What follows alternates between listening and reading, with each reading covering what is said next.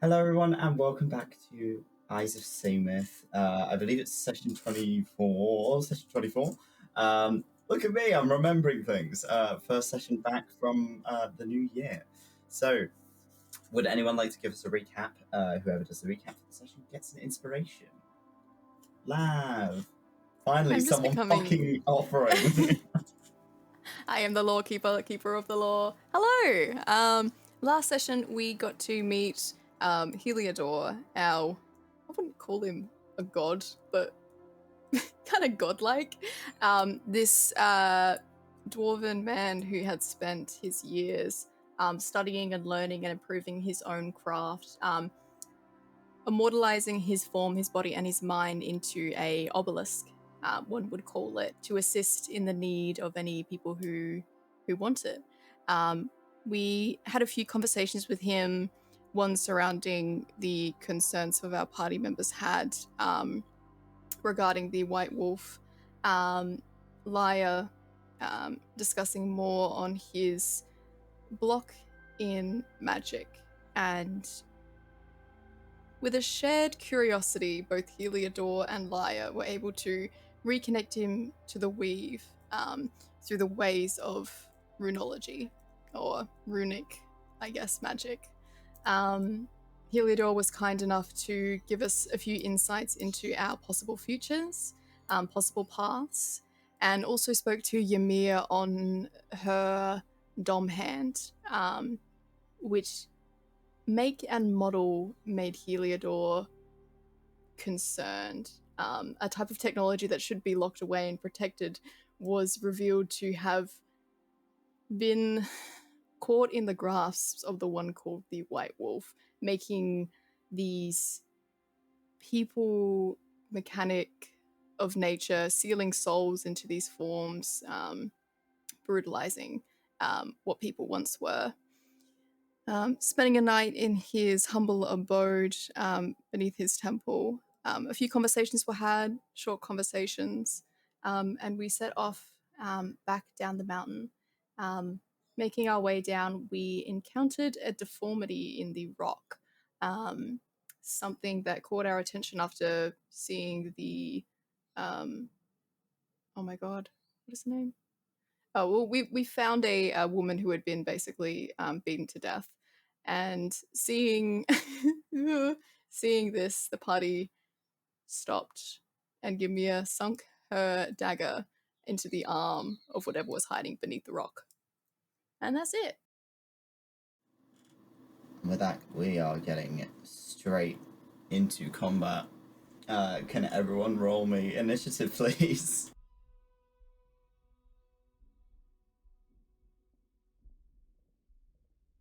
Not too great from the Earth Elemental.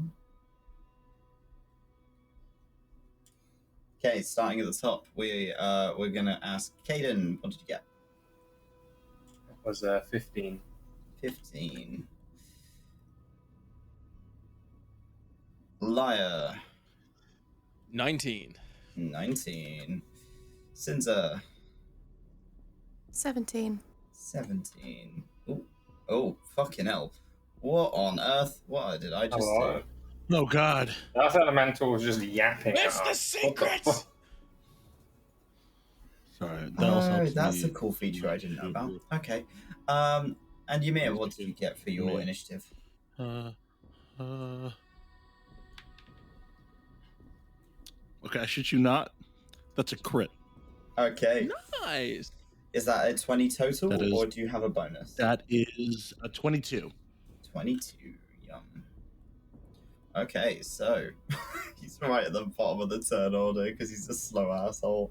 Okay, going Poor straight guy. to combat. So, right at the top of the turn order is Ymir. Ymir, what are you doing? This hulking fucking 9-foot stone elemental in front of you. So I already stabbed the blade into it, correct? Yeah. Okay, then in that case, I'm gonna go ahead and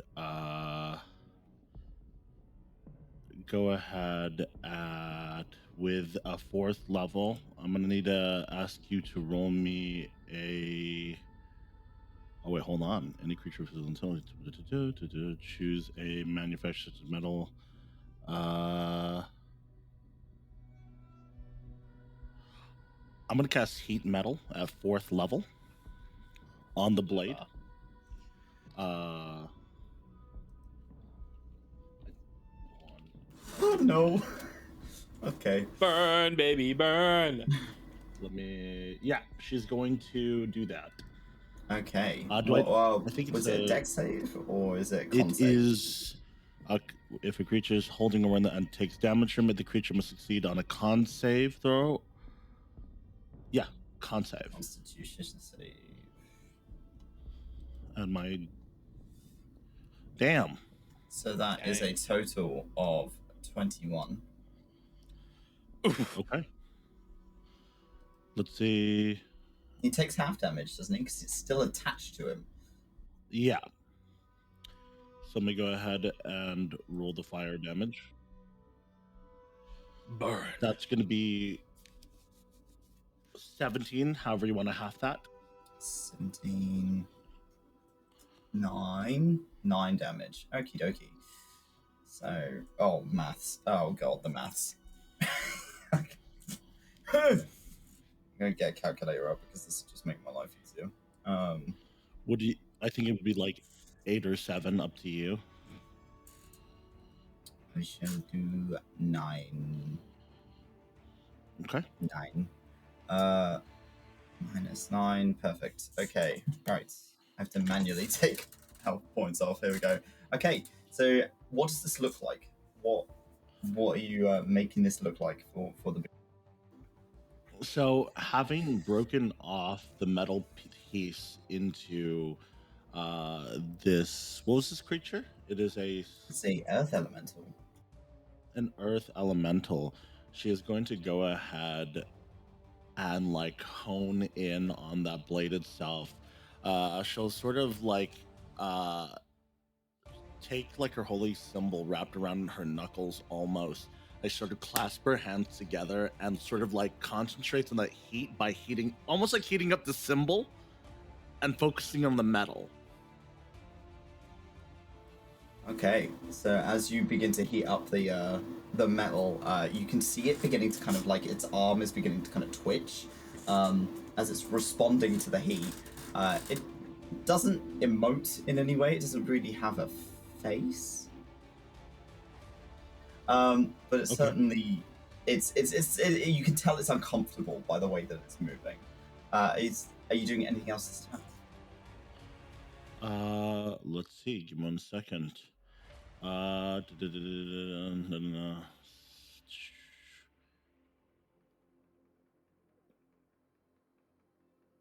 I'm gonna go ahead and because I've already engaged it, so that means if I try and move now, he can bitch slap me, right? Yes. Okay. You cool. are a little too close for it, so you are in melee range. No, just want to know. Just want to make sure. So in that case, I'm good. You can go ahead and move it to the next person. Okie dokie. It is Lyre's turn. Lyre.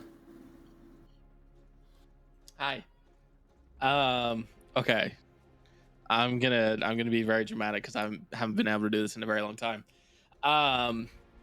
Lyre's going to pull out his trident and tap it on the ground, and the chanting, I think Kaiden and maybe Ymir has heard him say under his breath the last few fights.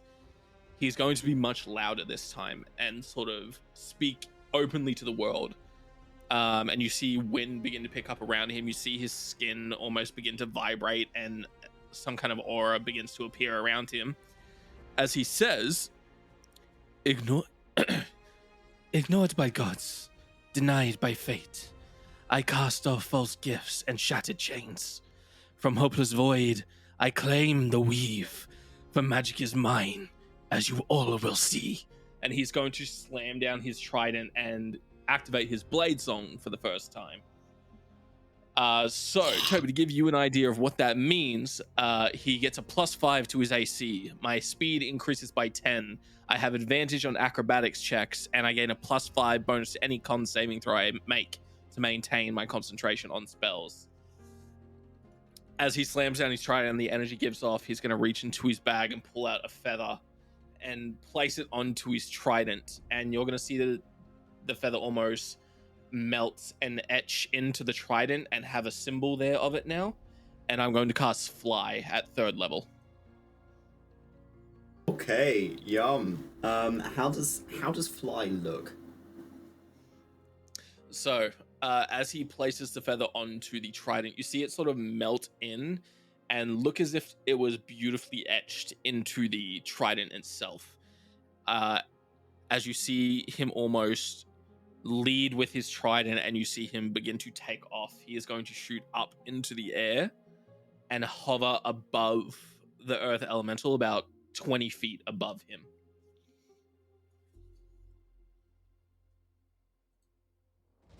Yum. Okay, so are you in like a direct above him, or? Yes, I want to be directly above him.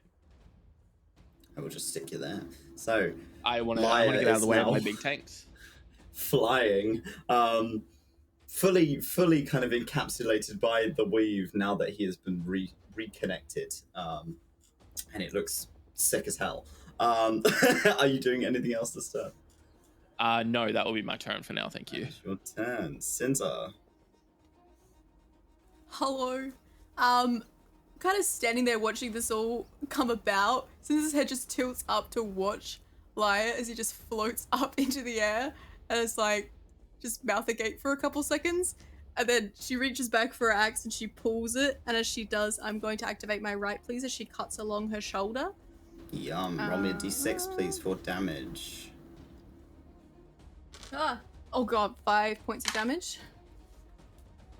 And she's then going to make her way forward, kind of spinning her axe in her hand as she does so. And I'm going to rage as she kind of takes in the pain that she's taken. And I'm going to swing 2 times. I have a question for you, Topes. How, can I goat this? How is the surface of this, like, kind of, I guess, mountain, would you call it? Steep. You're looking at maybe Steep. like a 70 to 80 degree angle. Okay. So it is. As long It's as it has not an quite angle. 90 degrees, but it's Okay. Can I goat this? I'll roll me either athletics or acrobatics, and I'll allow it. We'll see. We'll see where you get. It's gonna be Go hit with the sword. Hush my tongue. Damn it. Oh, that's bad. It's a 10. Okay. I So rolled as you are you like running up? What are you trying to do here? She's trying to gain an advantage, I think, from above, so she can kind of run up and then swing her axe down on top of this thing. Okay. So as you're beginning to kind of move up the side of the mountainside, some of the rocks are giving way under your hooves. It's not quite as stable a surface as you thought. Okay. So you're able to get a little bit of height, but not very much. Okay. You're about in line with its head. Okay. So you're not too high up. You're not like above it like Lyre is, but you are certainly, you're at even odds now. So if you want to take a swing, you can do. Yeah. I think tripping over some of the stone, she, to try and balance herself, she swings the blade out as like a form of like weight distribution. And I'm going to aim for its shoulder with my axe if possible for my first swing. Okay, yeah. Do you want to roll in there? Is that easier for you? I'm happy for you to make rolls. If you want to roll, perfectly fine for you to roll. Okay. So that'll be a dirty 20 to hit. That hits.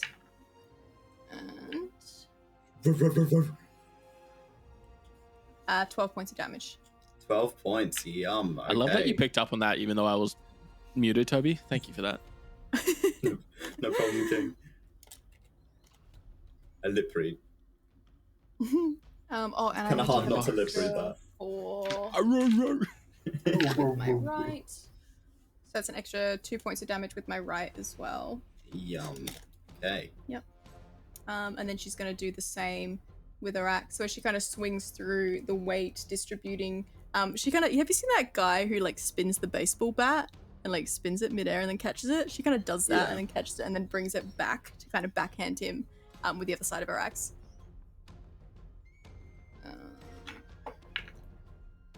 Damn. That'll be a 24 to hit. That hits. Just to clarify, is your weapon a magic weapon? No. No. Okay. Not that I'm aware of, no. Does it classify as a magic weapon because you're using your right? I would say so. I think because my right is a form of magic. I think I'll allow that because that makes sense. It seems stupid for you to invoke a right on a weapon and it not be considered magical. But yes, okay. Please continue. So that's a 24 to hit. That hits. 24 to hits. That it is. 8 plus my right. 11 points of damage on the second one. That's including my right.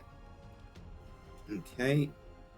Perfect. So, as you swing into this thing, chunks of rock go flying off of it. You're watching as the arm with the dagger that has been snapped off into it is beginning to glow with heat. It is like some of the rock is beginning to turn molten as it is just continually burning into this thing. And you're chopping into the weakest sections. You're watching as rock is flung off. Lyre kind of has to swerve a little bit out of the way to avoid getting a chunk of rock thrown at you. From 20 feet in the air? My God. That's surprising. She's raging. Holy She's shit. just hammered. She's just hammered. I do have a bonus action as well. I'm not sure if this is going to work. But I am going to, as Sinza brings her axe back, she kind of slides it along her arm, and I'm going to use my blood curse of binding as my bonus action, please. As this blood kind of sprays through the air and kind of seeps into its form. Can you make a strength saving throw for me, please? I don't know if this is going to work. Oh, it was almost a 3! Oh. Yeah. Reminder, we are also on cliffside, guys. Be careful. As you watch the binding of the blood kind of wrap around its feet, it just stomps a foot and all of it just drops and into the dirt again. He's not having it. He's not taking it. Are you doing anything else this turn? No, that's my turn, thank you. Kaiden. One, how close is Lyre to the cliffside? To the cliffside? Just for curiosity. You're pretty close because you're about maybe 5 feet. You're arm's length. Like, you're just a little out of arm's reach, Odie, from the cliff. 20 feet up. Yeah, 20 feet up, 5 feet from the cliff. I think Kaiden's going to do as usual. He's going to charge in, but he's going to have that moment of, like, he's thinking of Baylor, who is going to berate him and give him shit if he damages Migraine on a rock again. And he's like, kind of stops that. Flips the axe around to use the end to poke, and then continues charging. I think he's going to rage to Wild Surge, like, mid-jump, and then just try and, like, jam it into any weak spot. There's a roll on the combat table. Let's go. Look at him adapting. Until your rage ends, your weapon deals psychic damage instead of bludgeoning, piercing, or slashing. It deals an additional 1d4 damage and gains the light and thrown properties with a range of 60 feet. Wait, it's light and thrown? Yeah. If you drop the weapon or throw it, the weapon dissipates and reappears in your hand. So you can lob it and then it just appears back in your hand. You have Mjolnir, dude. Yeah. So it deals extra damage and you can chuck it. And it does psychic damage instead now.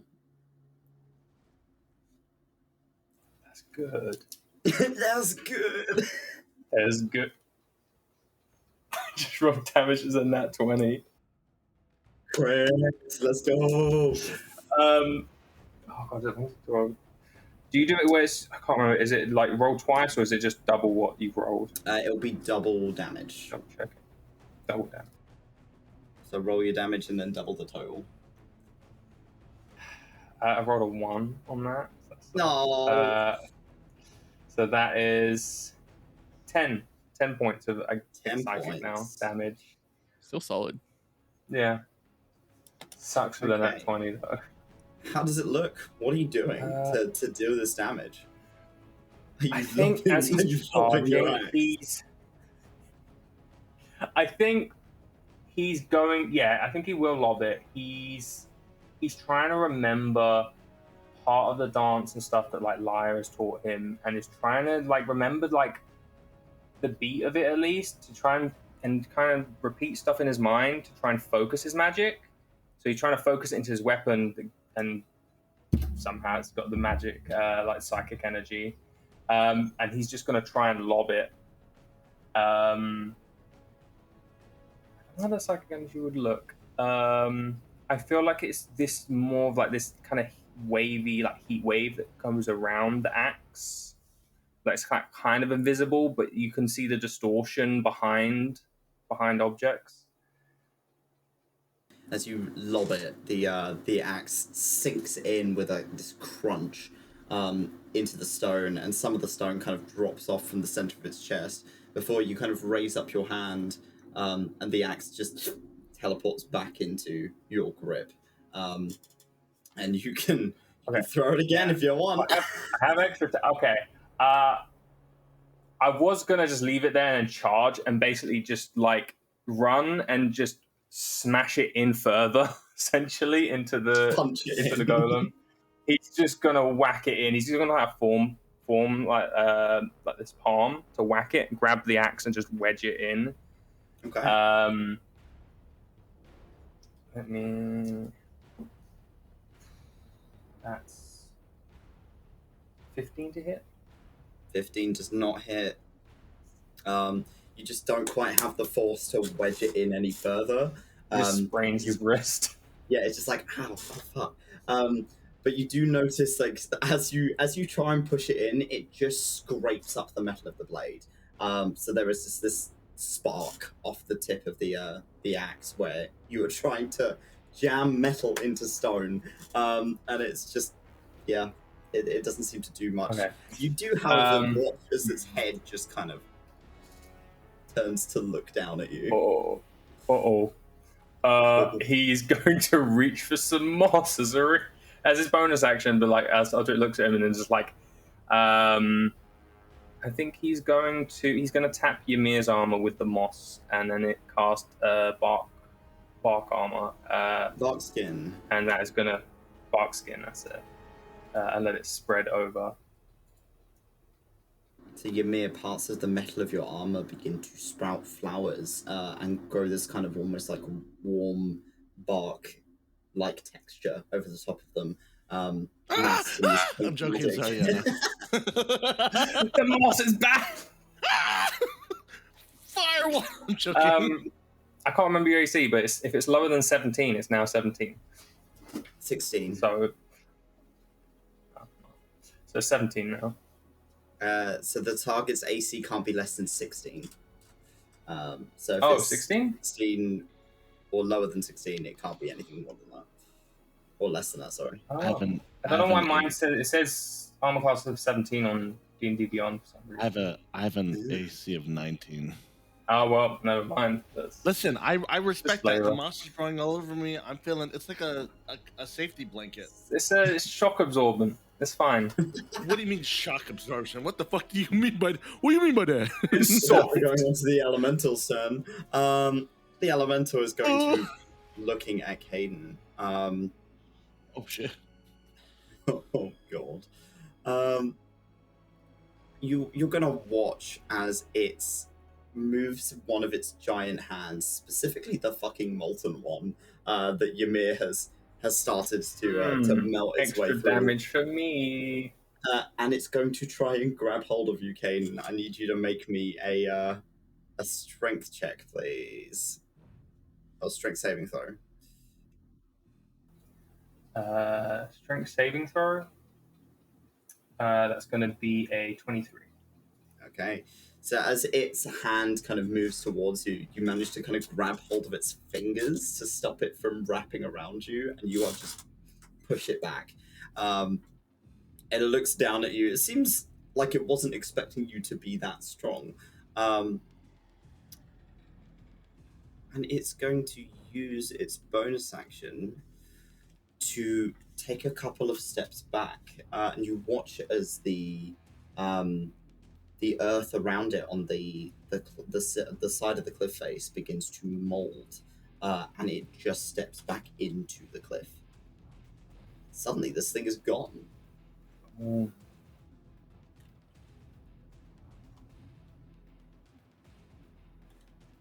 Everyone roll a perception check. Let's hope it doesn't appear 20 feet up in that wall and jump out.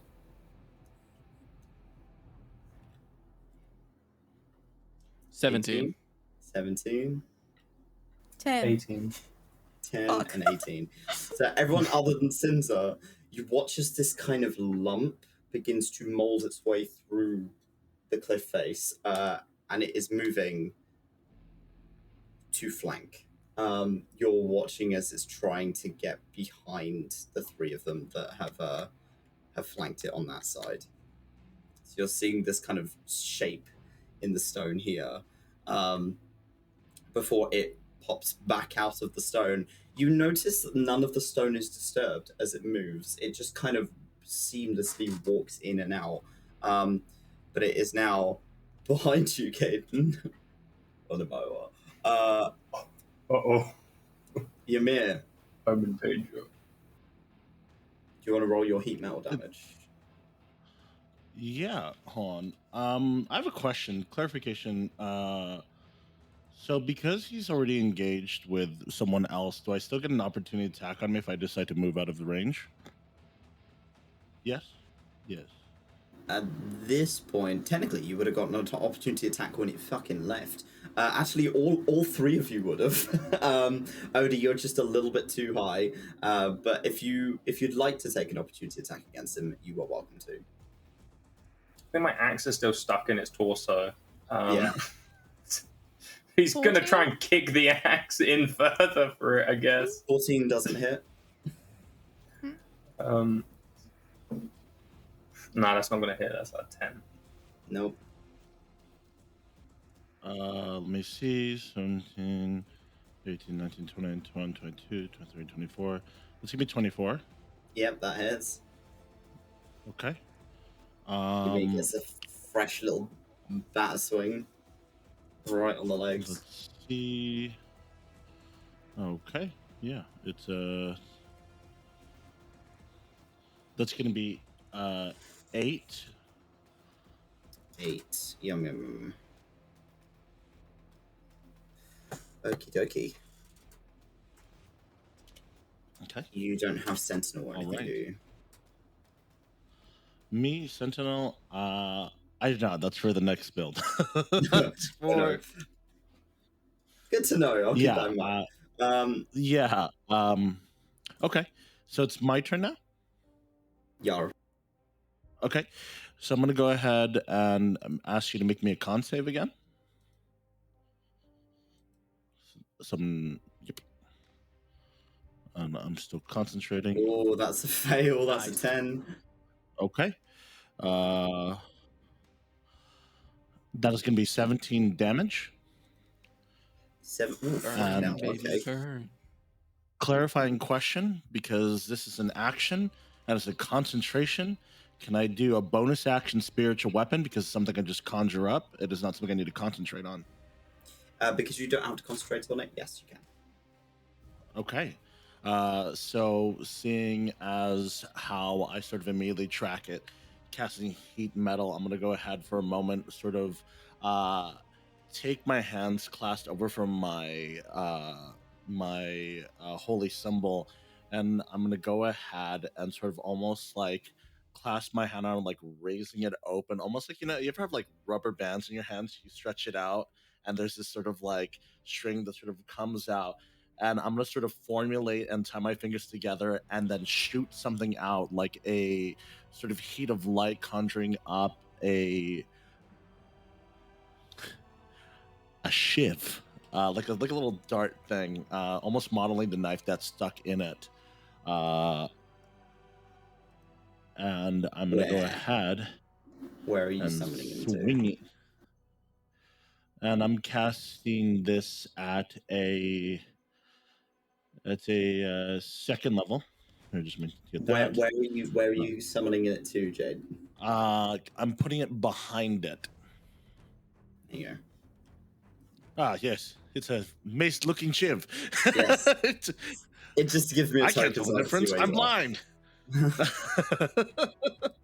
Okay. Because it is flanking, does that get? It gets advantage. Yes. Okay. I'm gonna go ahead and roll 2 dice just to make things easier. What the fuck? Oh god, I'm blind. Oh god. Are you telling me I only had one? No, I had 2. Okay, thank god. Okay. All right. Okay.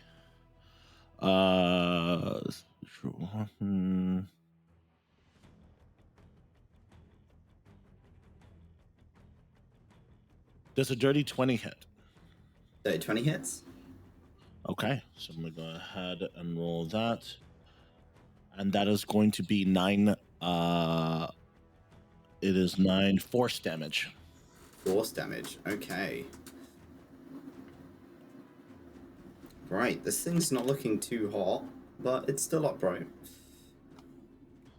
Okay, and that is going to be the end of my turn, DM. Thank you. That was your turn. Okay. Lyre. Hello. Could I please fly up 10 more feet, and I want to get back directly on top of it as well. So I want to be 30 feet above it and on its head. Okay. Okay. With that, Lyre is going to flip his trident so the spikes are sort of pointing down, and he's going to pull back and slam it down. As he moves downwards, the diamond on the trident's going to light up, crackling black energy, and as he sort of makes the extent of his thrust, a black lightning trident is going to shoot out from his own trident and crash down and slam on top of this rock. And I'm going to cast Withered Vault at 4th level. So okay. You would make me a dexterity saving throw, please. Dex save. Oh, this thing's can't. Dex is not his strong suit. Oh, I say that. It's a 17. It takes half damage, I'm assuming. A Withered Vault?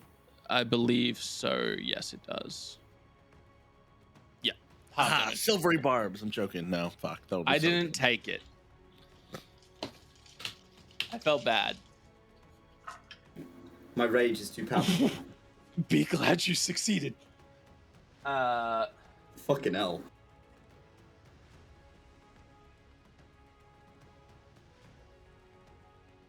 $35 half. Okay. What's half of 35?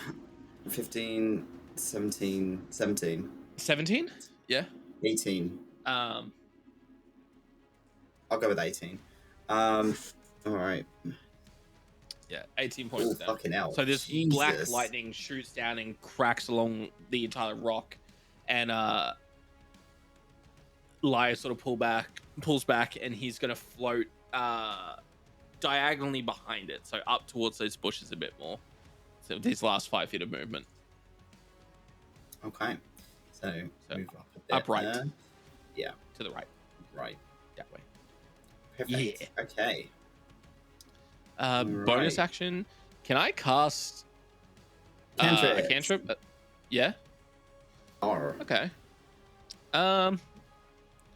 With the cantrip, I mean, since everyone's throwing fire at it, I'll throw fire at it too.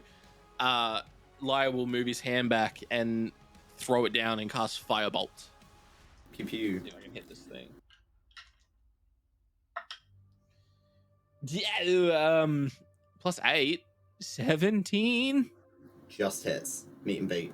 Oh, okay, good to know. 17 armor class, kids. 17 armor class. 2d10. What? 9 plus 8. 17? 17 points. Okay. 17 points of damage. This thing's looking rough. Still That will end my upright, turn. but it's looking rough. Sinza, you're watching everyone's fucking wailing on it, and, and you're just kind of like... As this thing just appears behind Sinza, she slow turns like 𝘏𝘪𝘨𝘩 is playing. And she's just gonna fucking jump and try and sink her axe straight into this thing's shoulder. You've got advantage because it's being flanked. Come on. 13. Dirty 20 to hit. Hits. Plus my blind. This fucker's not going to get a single attack 14 in, is points he? of damage. 14. How do you want to do this, Sinza? Oh my god! From the air like an eagle in flight, she just like jumps and brings the axe down, severing down its shoulder. It's just like rocks just fall apart from it, splitting it in two. As it crumbles, you watch as it becomes both a pile of rocks and molten stone from the heat metal that has happened around its arm. There's just kind of this puddle of almost like lava that is beginning to drip down one side of the mountain and harden from the cold. It's fucking dead, bro. Y'all obliterated this thing before it even got one attack in.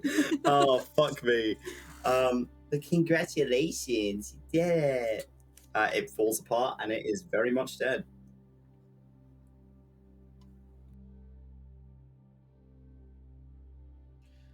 Lyre will fly back down and drop his blade song.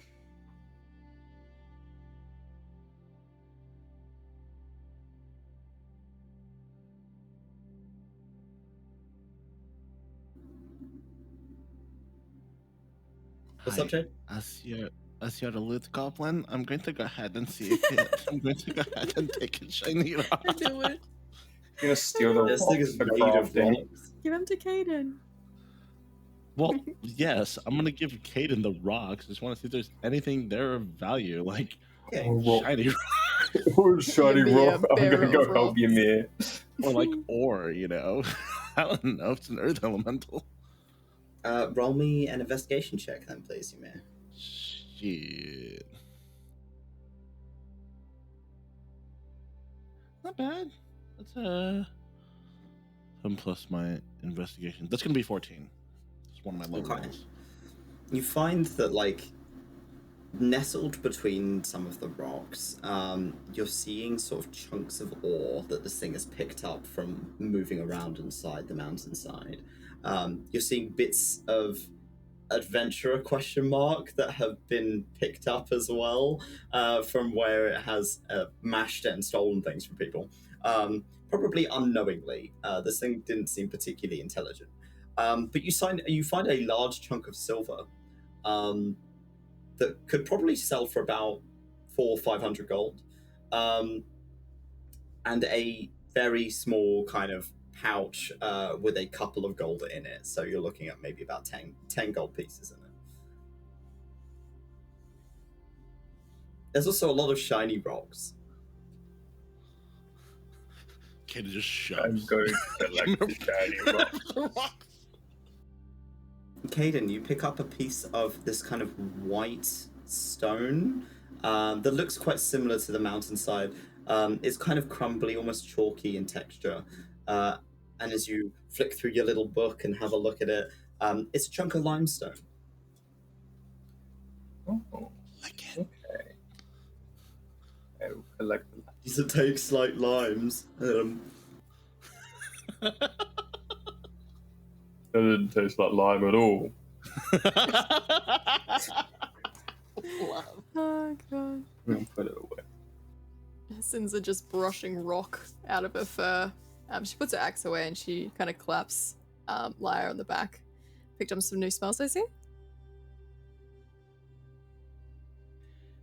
There's a couple new ones to the repertoire, yes. Flying's pretty helpful, I guess. Comes in handy. Good job. She walks over to where Kaiden and Ymir are.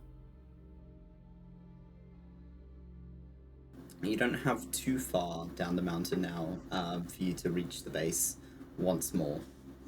If you'd like to keep traveling, you can. If you want to take a rest, you can also do that.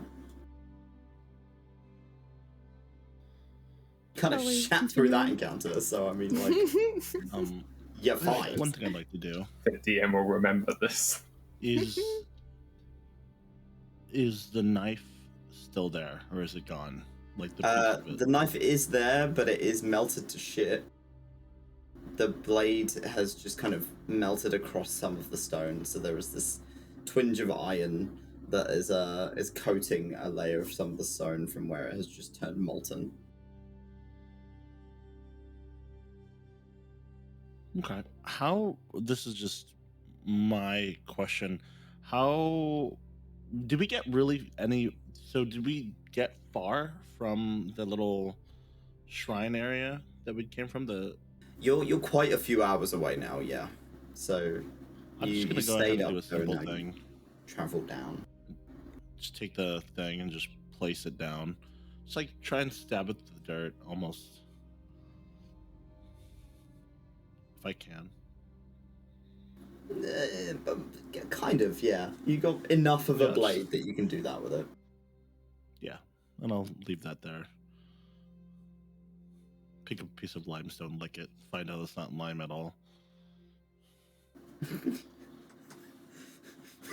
Fuck's sake. What?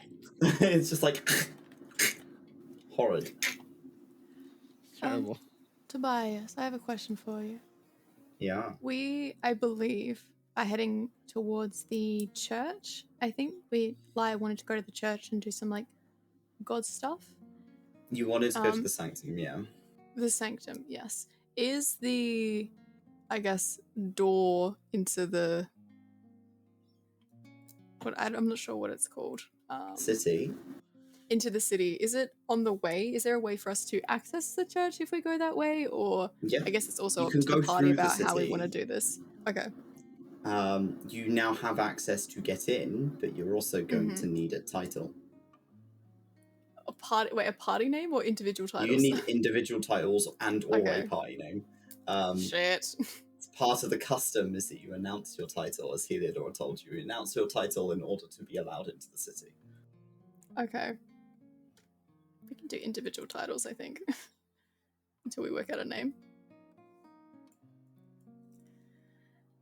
So, crew, I guess. Did we want to go to the sanctum first and speak to some or pray to some gods? I think Lyre, you said that you wanted to go and have a look. Or do we want to do the 𝘏𝘪𝘀 task and then go through and do the god talking? If I'm correct, I believe there is a entrance to the temple just outside the city as well. I was pointed to it last time, so we can go in there and then come back and then walk through the front door. Yeah, Ymir, that spit it sounds out. good.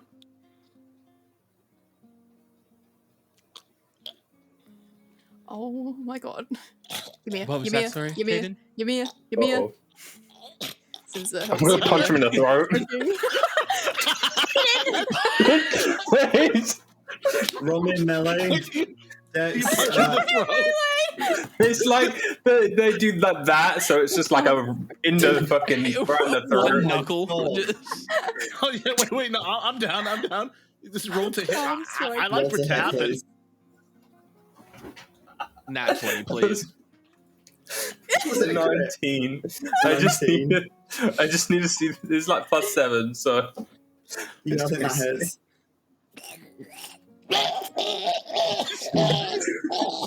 it just ends up breaking into smaller rocks.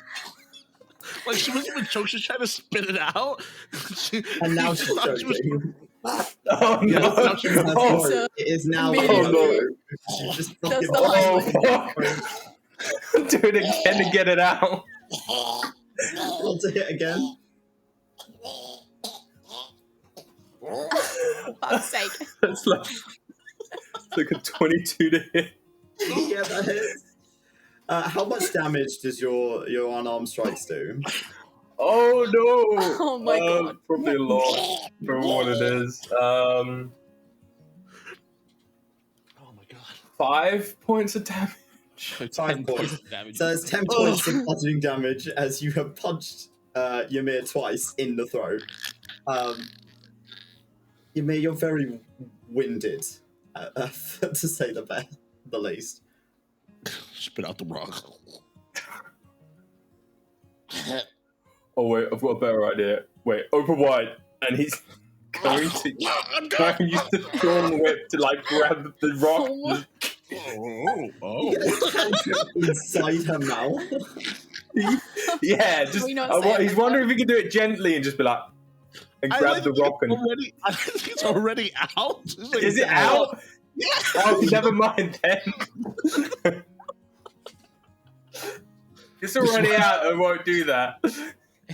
Question: is this Kaiden or Dex? Kaiden. The Earth Elemental should have killed. Kaiden did more damage to you than the Earth Elemental, Jade. Good shit, guys.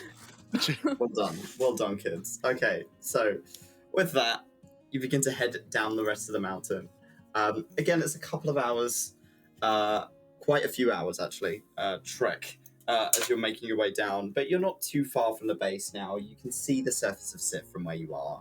And you're heading back down to the Giant's Rest, which is the inn at the base of the mountain. You were informed there is an entrance to the Sanctum that is on the outside, because most people who are pilgrimaging do not go into the city. That is a by invite affair, of which you've now received. Who is carrying 𝘏𝘪𝘨𝘧𝘐𝘏𝘏 wedding ring? Lyre. Yes, you've got it on a chain, don't you? Yes, around my neck. Okay. So as you make your way down and into back down to the base of the summit, touching more solid ground in some sense of the word, it's starting to get dark by the time you have gotten down there. If you'd like to rest, you can again, but you can also go to the Sanctum. It is open at all hours. It's not like they close it off. It's your call. What are you doing? Good to do the Sanctum and then go eat. Happy to do that. Yeah, I'm down for that. It does take a bit of looking around. This place isn't exactly easy to navigate just due to the sheer size of some of the sections of mountain you have to kind of traverse around. Everyone roll me a perception check, please.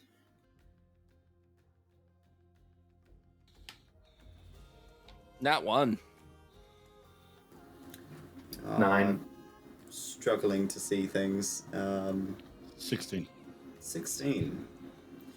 And I will roll on behalf of Sinza. Perception. 19. Yeah, 23. So, Jade, Ymir, you notice as you're kind of walking past something, there is a slight change to the vibration under your feet as you're stepping. There is a change in the environment that you're picking up based on where you are and what you're feeling. Where the stone dips down into almost like a nearby chasm.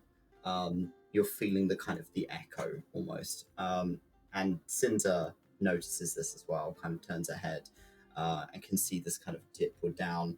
It's not particularly well signposted. It doesn't seem like anything around here is particularly well signposted, so it's not entirely surprising. But you have found the entrance to the Sanctum. It is lit further in, but on the outside it kind of blends into the stone quite seamlessly.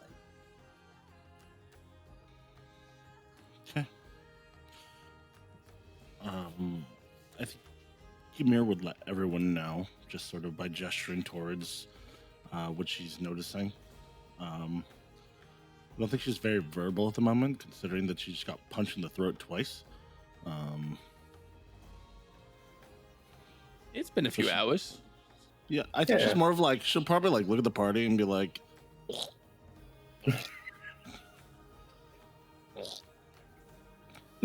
Fantastic. But if you are deciding to head in, as the stone begins to dip down, it's beginning to kind of steepen. You're going quite deep. You go down a few passageways that kind of wind around each other, as if it would be sort of a sloped staircase rather than it being stairs. It just kind of winds around each other and down and down and down and down. It takes you a good maybe half hour just to get down the winding passageways, before the room opens up deep underground at this point. And you are in a huge open space, with a good maybe 60-70 foot statue on either end of the wall. One depicting a large, sort of semi-feminine looking figure. If anyone would like to roll me a religion check, you can do.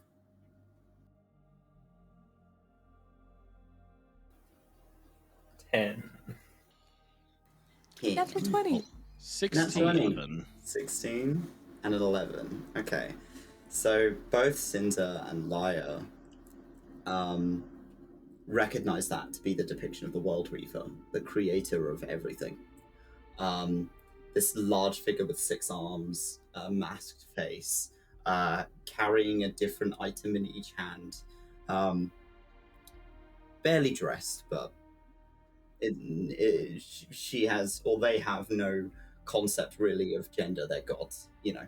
And it's this stunning depiction. On the opposite end of the hall is a huge, bald figure, muscular, open bare chest, kind of wearing leathers and furs and carrying a huge axe, that all of you recognize to be a cloud giant, based on what you saw when you were traveling up the mountain.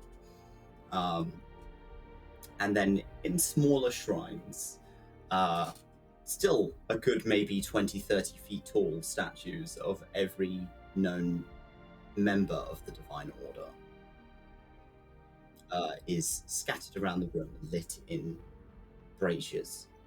And there is a handful of people here kind of bimbling around.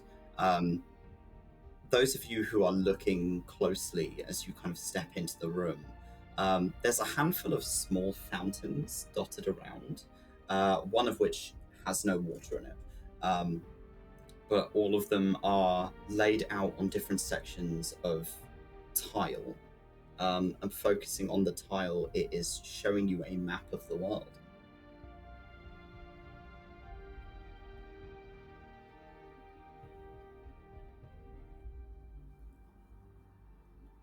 Did you say it was a map of the world, sorry? Yeah. Okay. And it's like carved into the stone? Oh, I can Yeah. see it. That's so cool.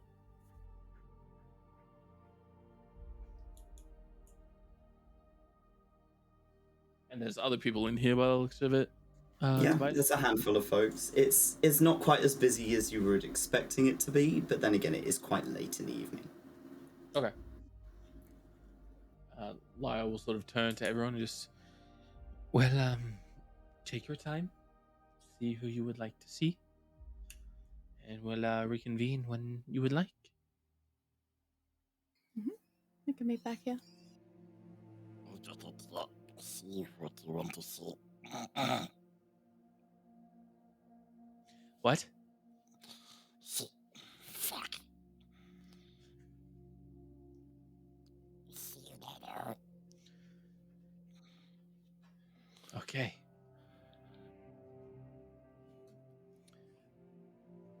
So are you all splitting up, or are you sticking together? What are you doing?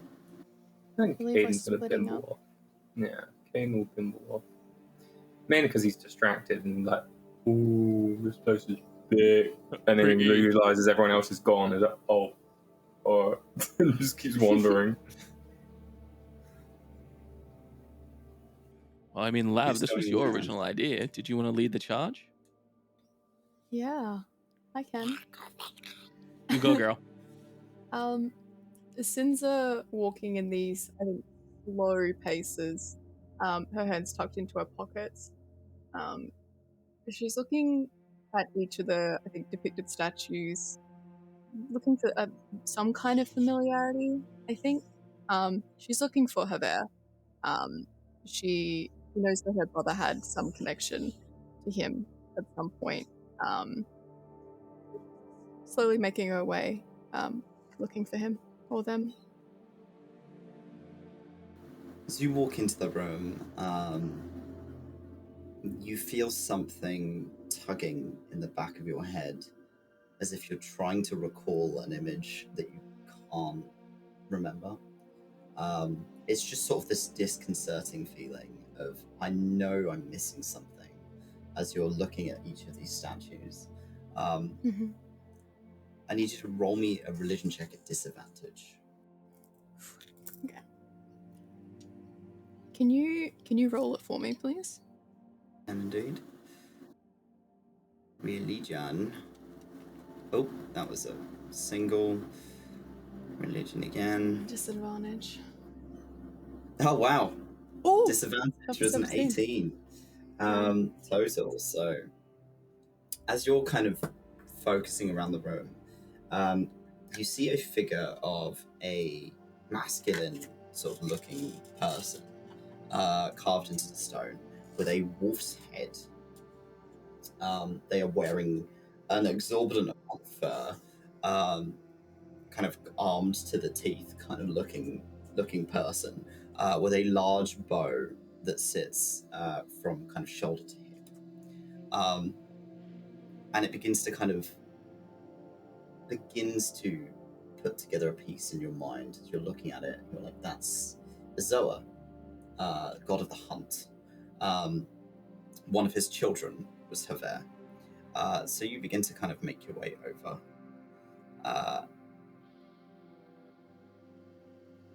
There's a couple of people here, 2 dwarves, and what looks like a noble of some kind, sort of a human noble, who are all either in prayer or kind of leaving offerings. The offerings outside of 𝘍𝘪's temple sort of section, you see a variety of weapons. People have left weapons as offerings. You see skulls. You see parts of monsters that have been defeated long ago. Other creatures, some sort of fresher than others. Though it seems that this seems to be on rotation. Somebody takes good care of this temple. And either side of 𝘍𝘪 are 2 smaller statues. One depicting a warrior, and one depicting almost like a commander of an army. And the warrior is 𝘍𝘪. They are surrounded by a variety of lit candles that are in different states of melted, depending on how long they've been there. And there are a few small offerings that are laid out in front of them. You stand before this figure that's maybe just a bit taller than you. Small but not forgotten. Sinza, she cocks her head as she, I guess, takes this figure in, not being able to put a form in her mind. She locks it away to kind of reminisce on a little bit. And she takes a seat, she crosses her legs, and she puts her hands on her knees, but one of them is tilted up like this, almost hoping that Targon is there with her. And she just slows her breath and I think lowers her head a little bit. I'm not even sure if you're listening. I'm not really sure how the praying thing works, to be honest. But you had a connection to my brother at one point, and some guidance would be appreciated, or nice, or something warm to remind me of him. As you say something warm, all of the candles burn just a bit brighter. She sits up straighter and looks at the candles. Are there any that are unlit, or are they all lit? They're all lit. She reaches into her pocket and she pulls out the direwolf fangs that she has. And she kind of jostles them in her hand. And she lays them where you would an offering.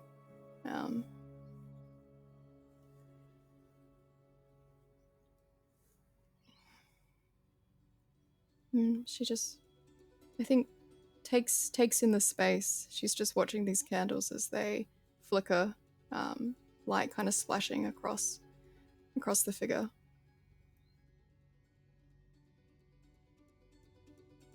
In front of the statue of 𝘏𝘪, there is a small plaque that details a bit more about the deity. The guide of all battle-born warriors, 𝘏𝘪 offers the guiding hand for spears, arrows, blades, and shields, for those who are fighting for a cause. He favors fighting for a cause, and those who die for it are rewarded with a valiant afterlife. Roll me an intelligence check.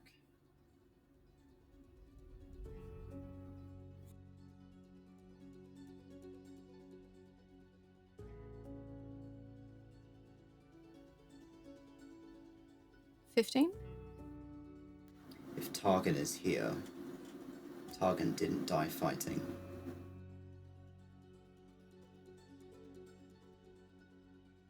What do you mean, sorry? So if Targan is traveling with you, he never made it to that afterlife. Whatever happened, he didn't die fighting.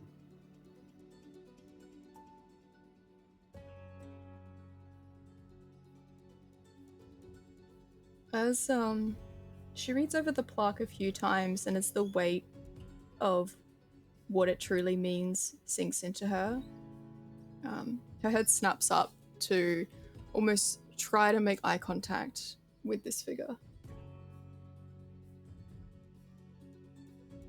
Why didn't you take him?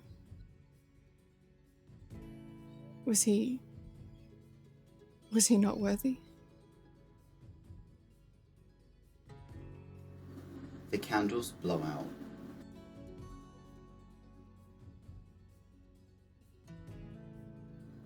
A couple of the people around you kind of turn their heads towards you. Perception. Oh.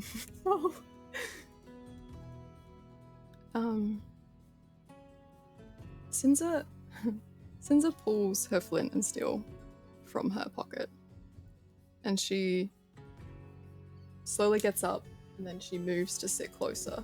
And she's gonna start slowly lighting all these candles again. Every candle you light, there is a flicker in the back of your head of a letter. O. A. T. H. E. R. A. Or E. A. K. E. R. Oathbreaker.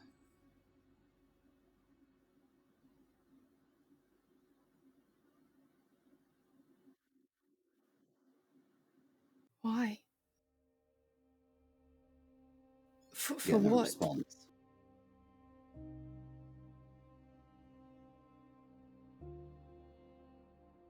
He was a paladin of you, from what I know.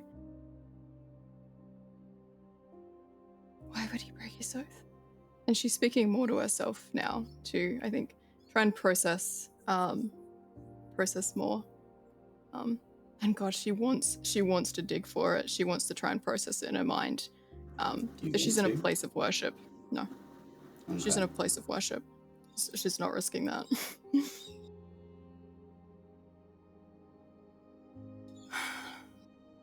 perhaps somewhere safer. That is something you can look into.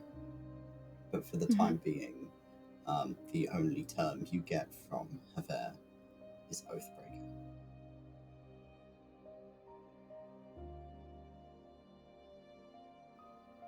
This sanctum, for most, is the closest any mortal gets to the gods. It's not the only one. There are others scattered around Sif, but for most people, this is the thinnest veil between 𝘏𝑰𝑒, the realm of the divine, and the mortal plane. You're more likely to get answers here than you are anywhere else. But the more you push them, they may be less likely to respond.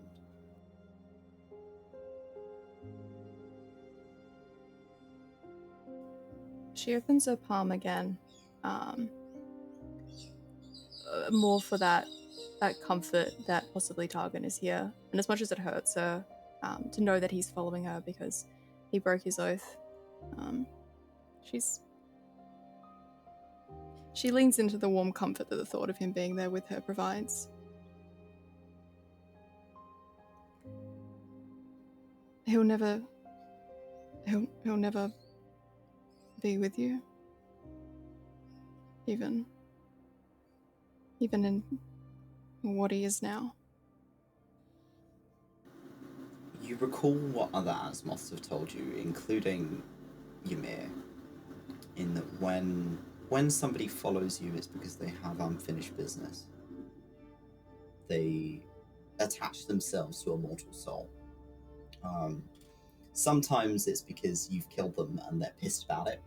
Other times it's because they have unfinished business, and you are somebody that they knew when they were alive, somebody that they cared about. Or maybe you were just the last person they saw. Eventually, it does take some time, sometimes faster for others, sometimes much, much slower.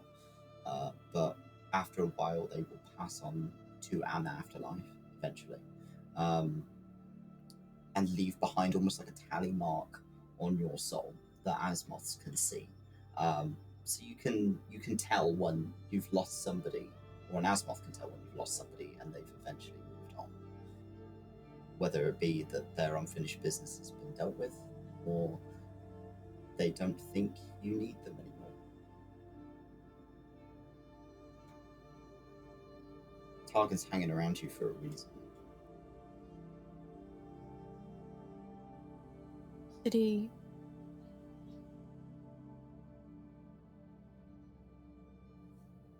die because of me?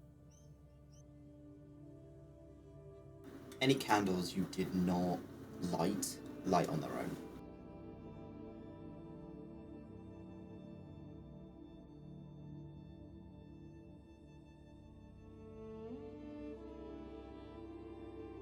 Did they all die because of me? You get no response.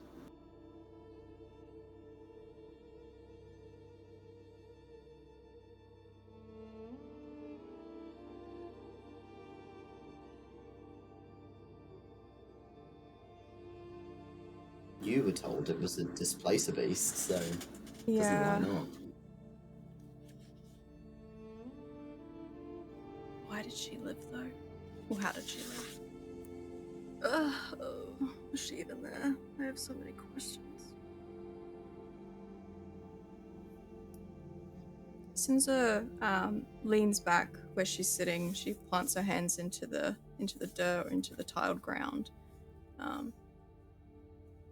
She's staring into these candles that are just flickering. Some of them extinguishing, some of them lighting.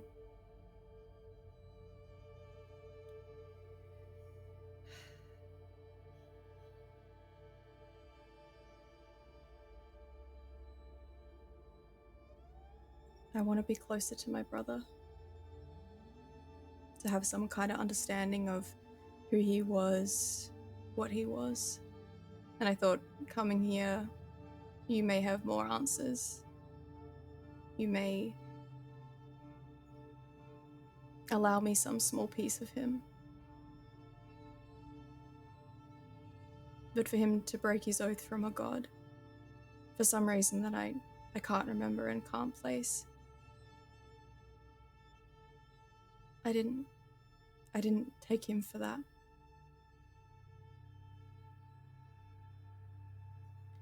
If I can correct his wrong,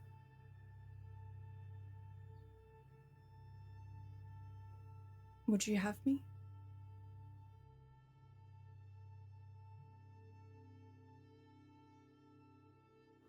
You watch as the candles in front of you, they're kind of scattered around, but a perfect ring of them, they extinguish.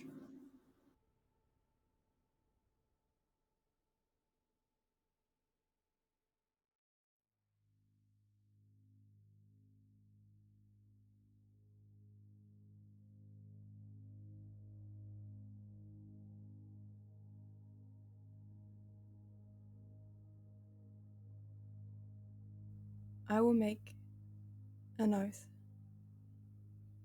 at some point.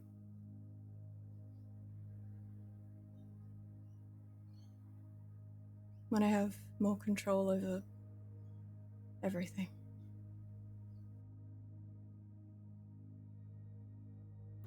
All of the candles burn brighter, much brighter.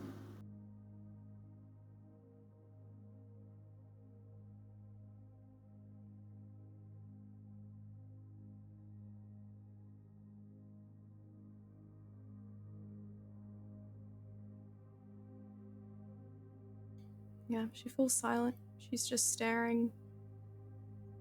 And she's thinking it over in her mind more and more and more. And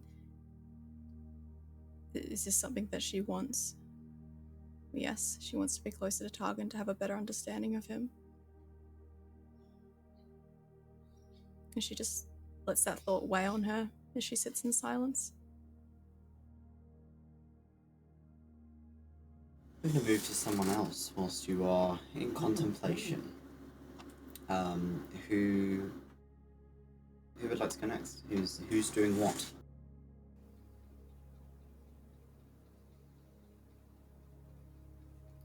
I think Kaiden's mostly bimbling around at the moment. He's kind of just like wandering and kind of like taking in the environment, looking at the statue, seeing if anything maybe catches his eye. Any god or prayers that like maybe overhears something or sees something that maybe catches his eye. I mean, it's hard to ignore that one of the statues has been completely demolished. The one closest to the door, no one has stood there in prayer, but a variety of these purple kind of, almost like hyacinths, growing out from the stone. It's still, the braziers are still lit around it, and there are still offerings, but not many.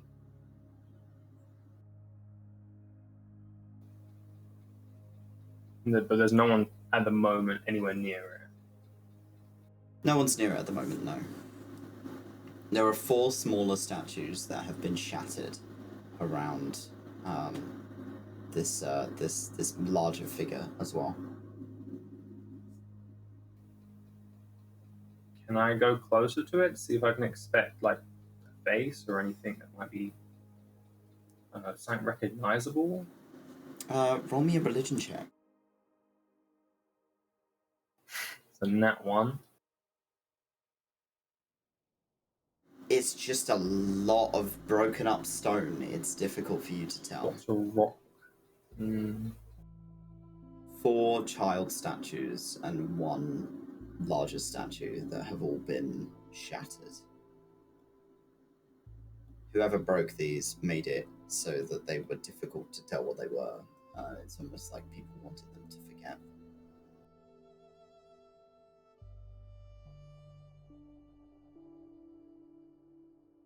Roll me a perception check, actually.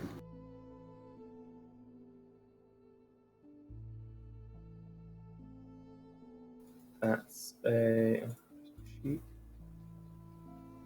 15. On the altar that is slightly askew in front of you, you see a sign that has been laid out there in stone. That's a memorial of about 150 dwarves who died due to an attack on the city by a group known as the Harbingers, who were children of this god.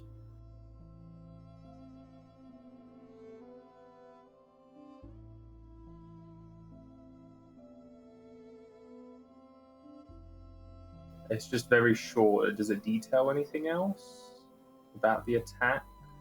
Or it's just like No a plaque? specifics. It's just a small plaque. That is. It seems almost like this was recompense. Like they took this statue out as a way to memorialize those people.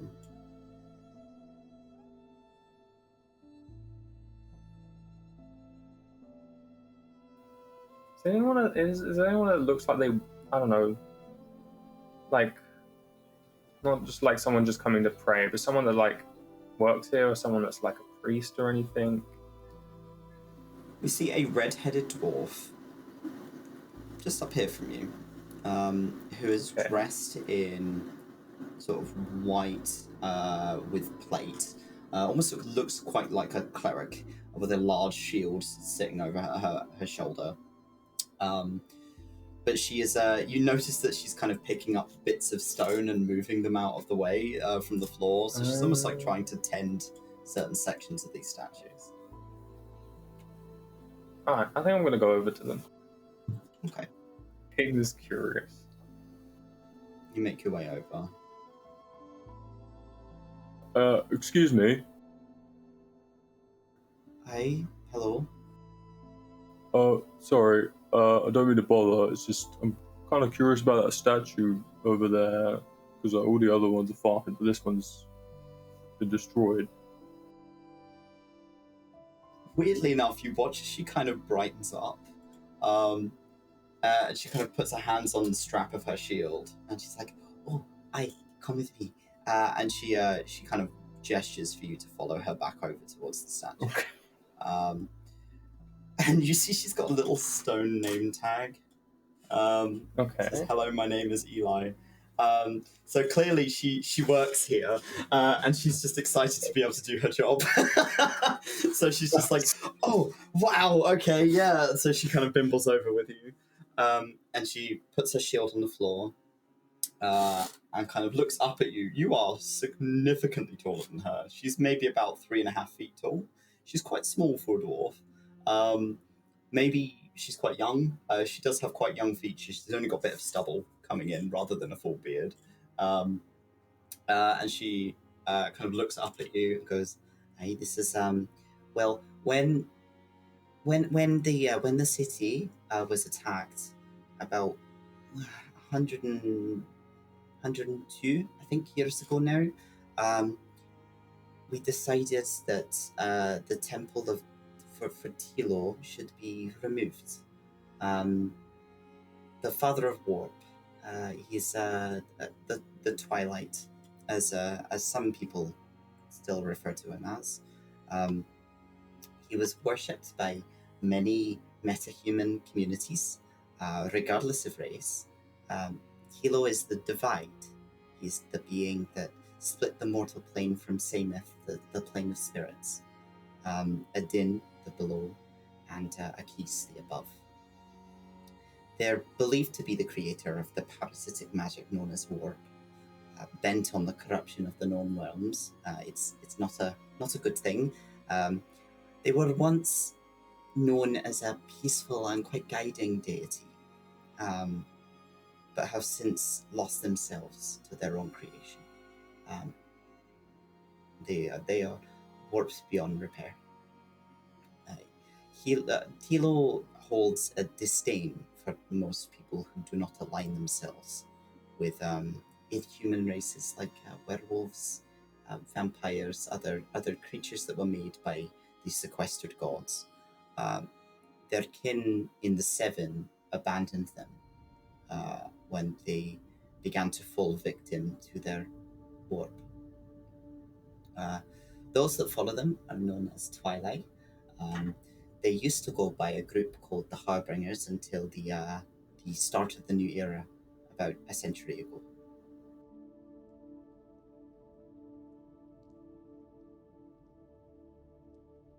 So did they have a hand in the siege in the city, or? It was followers of 𝘏𝘏𝘏.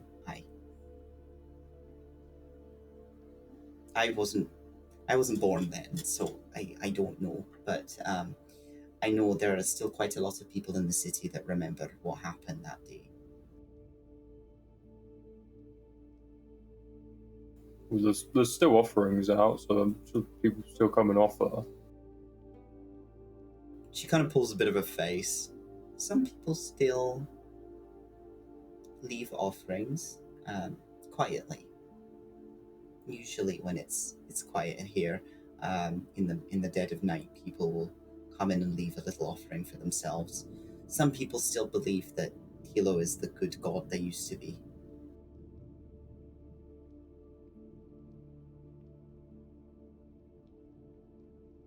But they've been corrupted. But not everyone has had to witness that. Not everyone knows everything about the divine. Well, not I can't say I do, but there's still a lot that we don't understand as mortals about why 𝘏𝘏𝘏 and the 𝘏𝘪𝘏 did the things that they did. Some people sympathize with it. I can see where they're coming from, but I don't personally.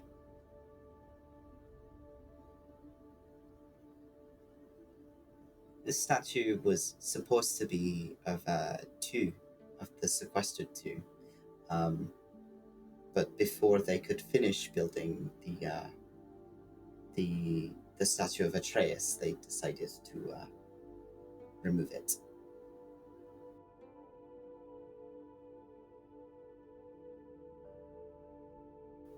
It just seems a little sad with just seeing the body of the statue left there. It's a reminder for the people who we lost and what happened to them. To my understanding, the Harbingers brought bombs into the city and tried to collapse the cavern in on people. A lot of people were crushed, and this is a representation of it.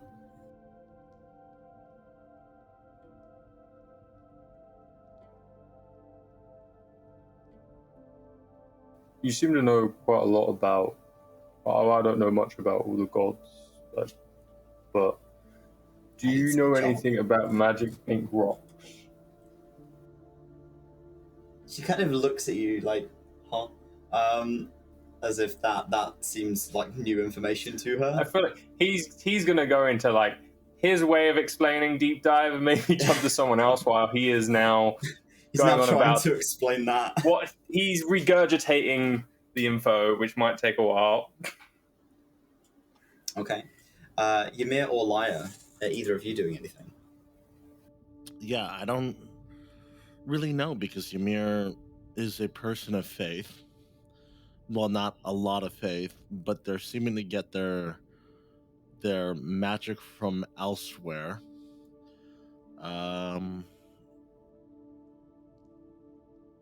There's also the map on the floor if you want to have a look at that. You don't have to go to any of the temples. I don't know. I think I just wanna fuck around and find out. Fafo, you know what I mean? Like, Ymir's gonna wander around and sort of, because she hasn't really connected with faith in a very long time, and again, I think she has a general idea of where her power comes from, but as far as she can tell, the person that she got it from initially, the deity, has since sort of, well, kind of left her on her own. So I think she's gonna wander about and maybe see if something connects with her. Or in any case, she doesn't look like a fucking weirdo. Too late, but So as you make your way, you're kind of doing a loop, doing a loop around and having a look around and seeing what you can see. It's hard to ignore the statue of Deltan. You've seen her before, obviously. You come from Karvik. And the two minor deities that are associated with her, justice and peace, 𝘏𝘠𝘨 and 𝘏𝘠𝘨. There are quite a few people stood outside outside her sort of shrine. There's a lot of different offerings, mostly sort of herbs, similar to what you saw in Karvik. There's like sprigs of lavender, different sort of nice smelling things, incense, candles lit as they were on 𝘍𝘪𝘧𝘵 as well. And as you look up, you kind of have to tap your foot to get an image of what you're looking at. But it seems that this cavern was made as empty and large as it was for the sake of Asmoths, so that they could use the almost like echolocation to picture what they were seeing in front of them. The echo carries. You hear that sound from down the hall as well. You hear other Asmoths doing the same thing in order to kind of get an idea of what they're looking at. The statue of her holding the hammer, with this almost like alien-esque face, long, elongated up to a point. Looks almost like a helmet, with a long hood. Their legs are crossed, and they are floating, carrying this helmet, this hammer in front of them. There's no Asmoth stood here. Oh, there's one Asmoth stood here, sorry. Who is sort of knelt down and lighting one of the candles with the tinderbox, and placing down some incense. Specifically in front of 𝘏𝘏𝘨, which is the deity of justice. They stand for everything that deserves to be stood for. They provide guidance for those seeking justice, whether it be out of right or out of hatred. They don't care which. They're not specific about what kind of justice it is. It will just be justice. Revenge and vengeance is justice for things that have wronged 𝘏𝘏𝘨's people. This person you gather who is laying out their offerings in front of 𝘏𝘏𝘨 is seeking judgment upon somebody who's done them wrong. It's not entirely abnormal, but strange to see an Asmoth doing that. As you're kind of bimbling around, you make your way around. You see on the floor next to you is a small, you see a small fountain that is placed on top of a section of Sith that is mapped out on the floor, with a small plaque on it that says the Temple of the Three. okay. It's full of this sort of bright water. Has a bit of a gold glow to it. It's interesting to look at. Yeah. She sort of looks it over. I think when she looks at her deity from before, like, again, it's central to Asmoth culture because it's from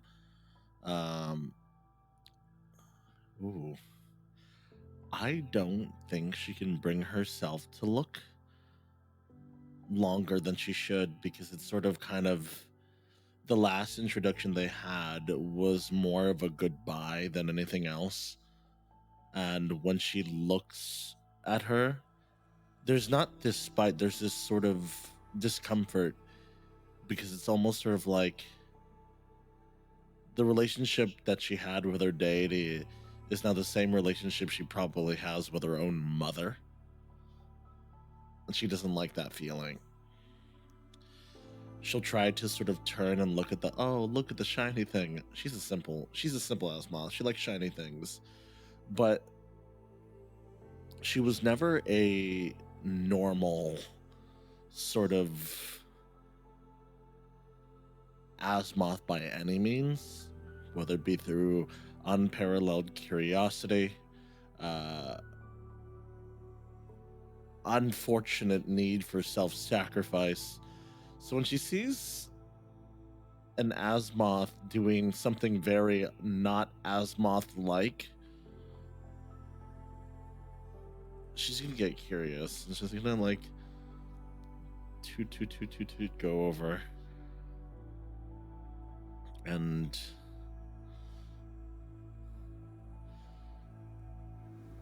they kind of look up at you. You can see each other quite clearly, as in your sight you can see other Asemoths.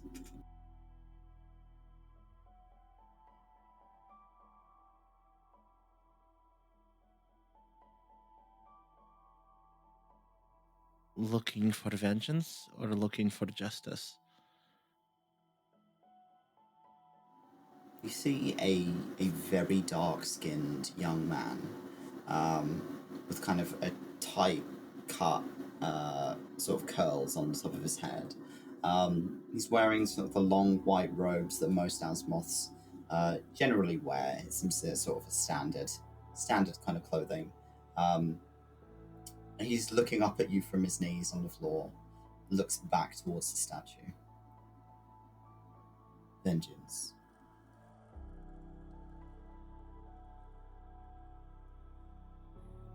She twists her head slightly.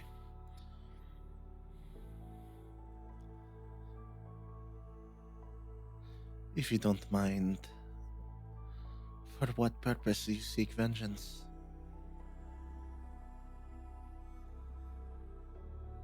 Raiders killed my friends. And I want them avenged.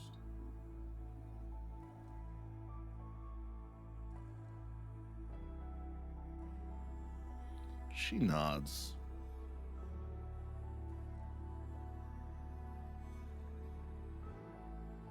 So you are hoping that in some way, by praying, that this vengeance may be sought out?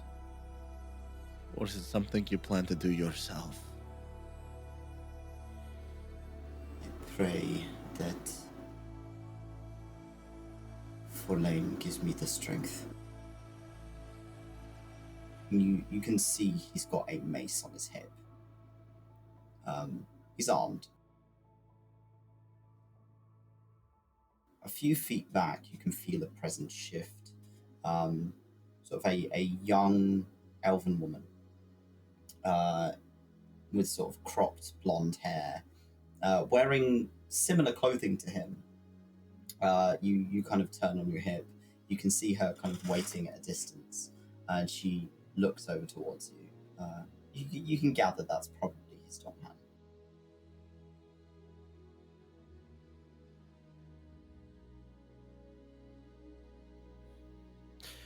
These friends of yours,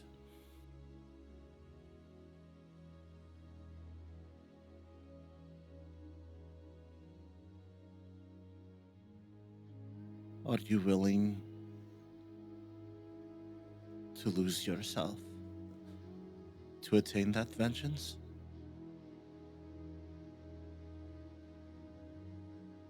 He looks up at you.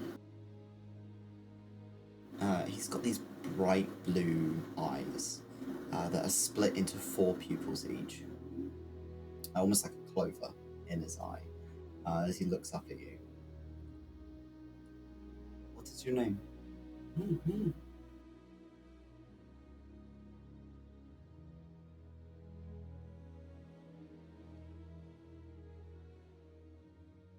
Duskweaver.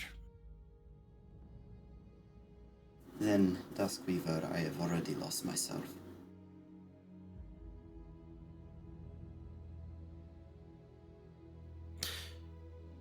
She looks back at his dom hand.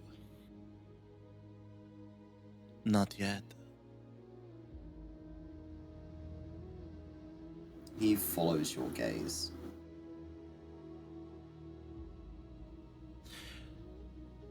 And Ymir is sort of... There's a part of her that wants to turn him astray because she's been there,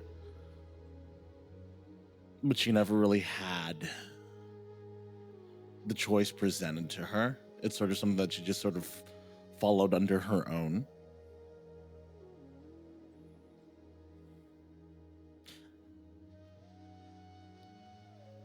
For the longest time, I thought I followed the path of prolonging the lives of our people. A part of me still thinks that I am. But I never did forgive myself what happened.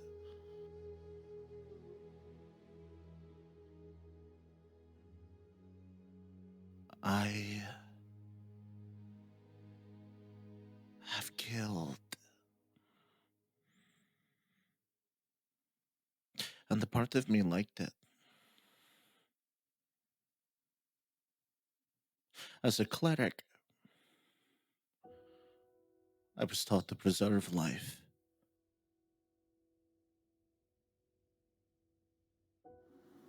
Duskweaver, there is mercy in death.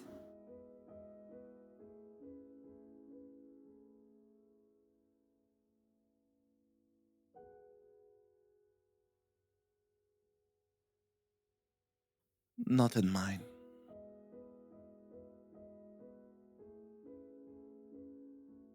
Pushes himself up to stand. He's just a little bit taller than you, but not much more. Bitch. I'm joking. No! Get down. Get back down!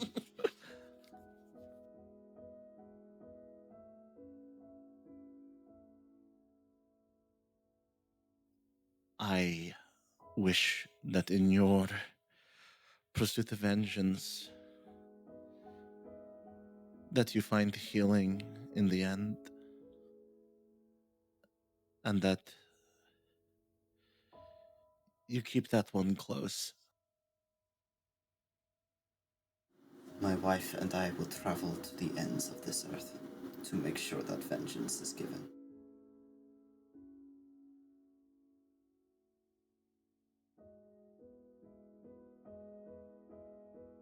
Then I pray for your success. He places a hand on your shoulder as he turns to leave. May Atreus bless your blade. You're going to need it. Kind of nods his head quietly and then moves back over towards his Dom hand. Did he marry his Dom hand? He did.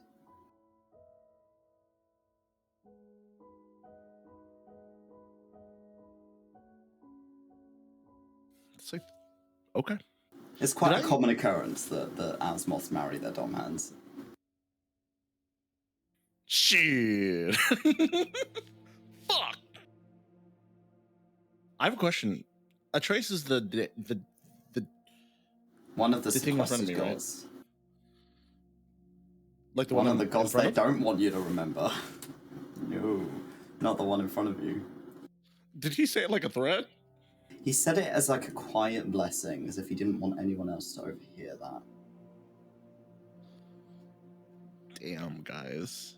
You can roll me a religion check if you like, to recall any information about Atreus. I'm going to pray. I'm going to pray, you guys. It's going to be so good.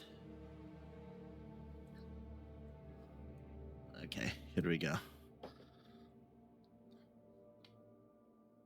One, let me remember. My religion is... How religious am I? I'm not that good. I'm pretty good. Hold on, I lost track of my character sheet. Oh, here it is. I was like, where's my faith? Found it. 17. 17. So Atreus is known as the Claret, the god of the lifeblood. They were originally known as the god who created the soul.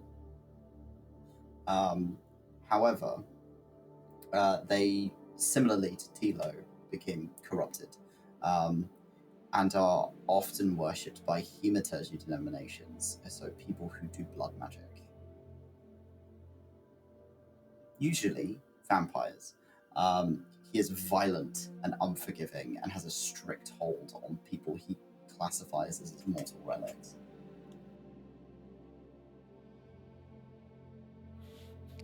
She's gonna clasp her hands together.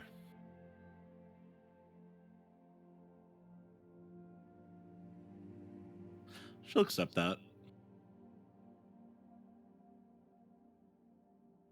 Man, those people are so fucked. They're so fucked. Maybe Okay. by what he meant that he's already gone off the deep end is that that's happened to him. And that he's seeking some level of temperance from 𝘏𝘏. Okay, yeah. She's gonna just... She doesn't want to look awkward. She's gonna offer like her Hail Marys and fucking just like wander off. Bimble away. Yeah, and that's all I'm doing. Okay, cool. Not much. Ah! Uh, Get away from me, bitch! Lyre, what are you doing? I want to go look at the World Weaver, the giant statue. The World Weaver, I see. The one with the 6 arms, please. And you send up here. It is a beautiful, gigantic statue. It's fucking massive. Like, it's almost hard to see where her face would be because of how high up it is. And it's semi-shrouded in darkness, that high up. Lyre won't really say anything. He'll sort of just look at her, study her, and just a quiet respect is sort of given to the World Weaver. And when it comes to her, he... Sorry, please. When it comes to her, he sort of knows where he stands. And he respects that.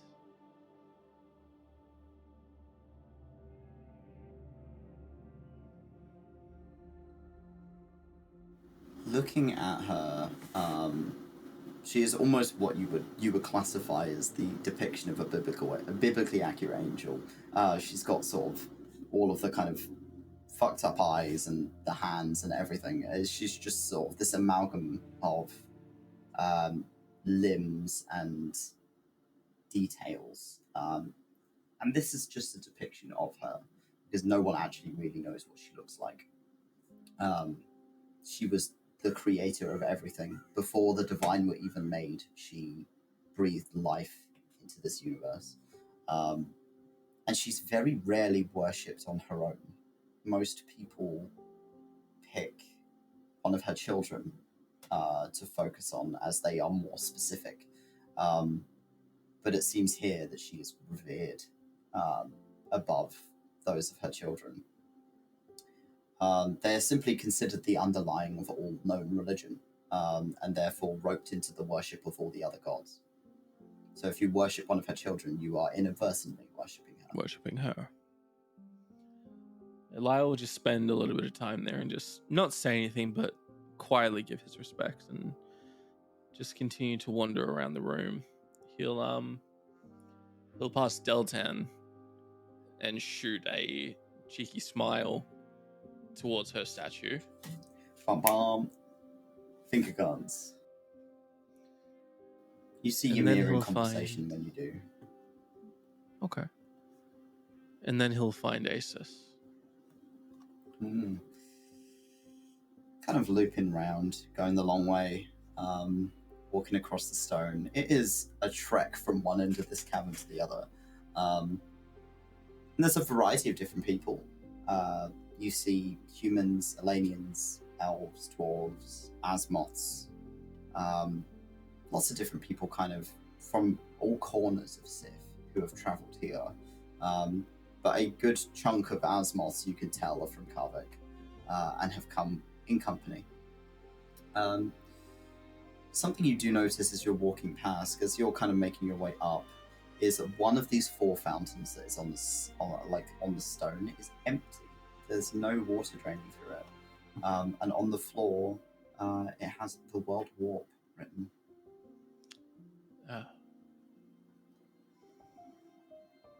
I need to go to there.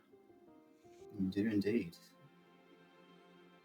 As you pull up towards the statue of Asus, it's hard to miss him with all the paper and scrolls and ink that has been laid out as offerings to him.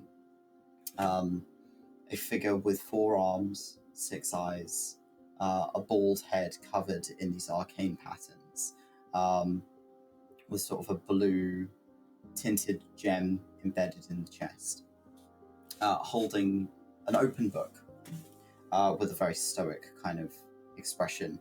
They're one of the more humanoid-looking gods. Most of the gods have a very inhuman look to them. This one has a human face, aside from the multitude of eyes. And there's only one dwarf who is knelt next to one of the smaller deity figures, one of his children, the protector of space, Vasin. Lyra will walk directly in front of the statue of Asus and just sort of look at him. I think this is the first real time he's seen a depiction or a statue of Asus. And he'll just take it in before beginning to speak to him and just say, "Hello, Asus.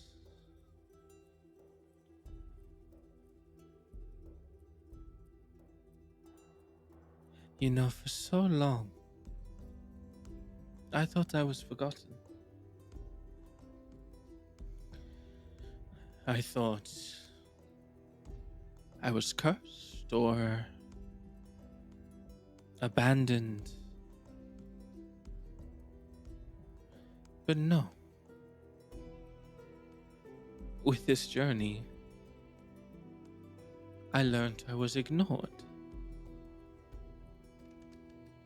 Ignored by you.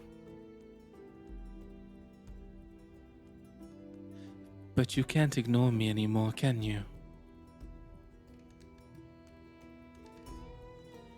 You swear for a moment, you see the statue blink. Now. You don't want to break your silence now, do you? What would be the point of all these years of nothingness?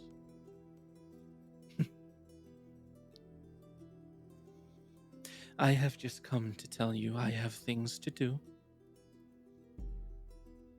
I have responsibilities to take care of, and I will use my magic to do it. And one day, when I'm ready, and my business is done, I will trespass into the realm of the gods and be welcomed. And you will have to sit there, gritted teeth, and welcome me. You got some big dreams there, boy. The dwarf sat down next to you, kind of turns his head.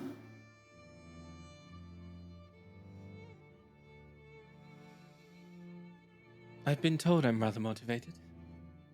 Hey, not heard someone say something like that for a long time. There was ones before me. A couple. Hey, come down here almost every day. Well, I'm getting a bit old for that now.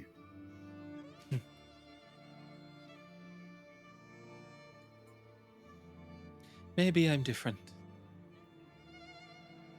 Maybe I'll do it.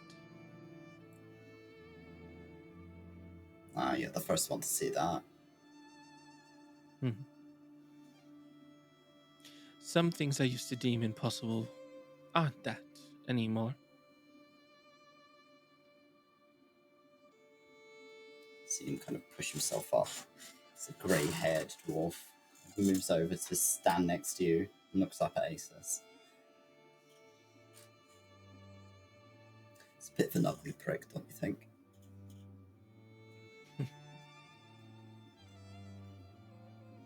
It's the first time I've really seen him. Not really many people have just a 30-foot statue of Asus lying around, you know.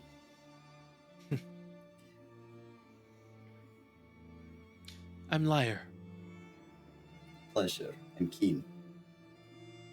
Pleasure. You follow one of his children? I have children on the ring, so I pray to the protector of space so that their travels between the ring and Sif are safe. I hope to go there one day. It's a bit fancy for me. I like being underground, not up in the sky. There is a certain calm to the underground, isn't there? I kind of looks around. It's better this time of night. Usually it's not this calm here. It's a lot busier. 𝘞𝘰𝘮𝘭𝘤, was that your name? Aye. 𝘞𝘰𝘮. What would you say if I told you I was a no mage who connected himself to the weave?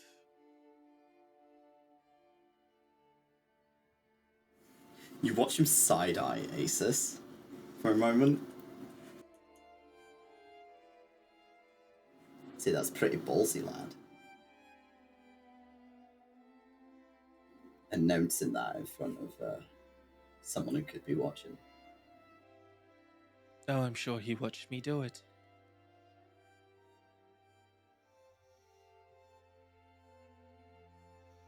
Lyre has not broken eye contact with Asus this entire time.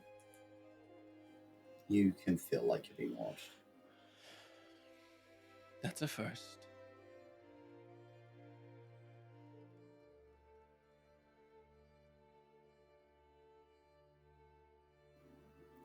I hope what you have in mind goes well for you, lad. You seem like you've got the drive to get it done.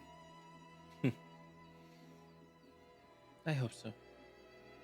You find a lot of people nowadays don't really have that motivation. The ambition's kind of lost on them. They settle into something comfortable rather than reaching. Maybe people just need someone to help them.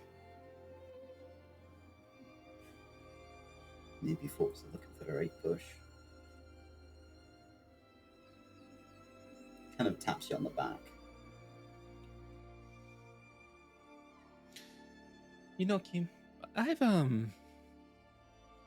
my entire life my name has been Lyre. I've never really had a last name. May I introduce myself again? Hey, go on. Give me an officer handout. He'll take 𝘞𝘰𝘮's hand. It's a pleasure, 𝘞𝘰𝘮. I'm Lyre. Lyre Weavewalker. Pleasure. So, is anyone else doing anything else in the sanctum whilst we are here? I think Kaiden's just still yapping about the Just the talking this heart of woman's ear Sith off. and he remembers the important terms. It just takes him a while to get to it when explaining.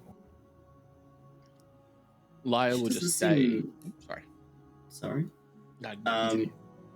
She doesn't seem particularly well caught up on the information to do with the Heart of Sith, but she knows the mythos. Because to her, that's all it is. Mm-hmm. She's just kind of nodding and like, that's great, sweetie. I don't think you take it that seriously. I don't know what I can tell you. I'm going to be honest with you, darling. That's fair. Well, I thought it was worth a try. You might have more luck talking to someone else in the city. if you're going that way. But she kind of looks you over, says nothing. It's like, well, if you go that way, that's fine. You might have a better time of it if you're going there. You can roll me an insight check if you'd like. That's an 11 on insight. You don't.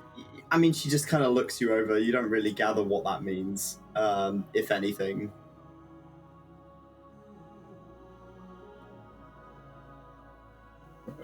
Well, thank you for the help with, the statue. If you need anything else, just call me over. It's Eli. If you didn't see me. Yeah. Okay. Yeah. Yeah. Thank you. You was really helpful. Thank you. And you'll stop bimbling off. She bimbles off, to go back to her kind of cleaning duties.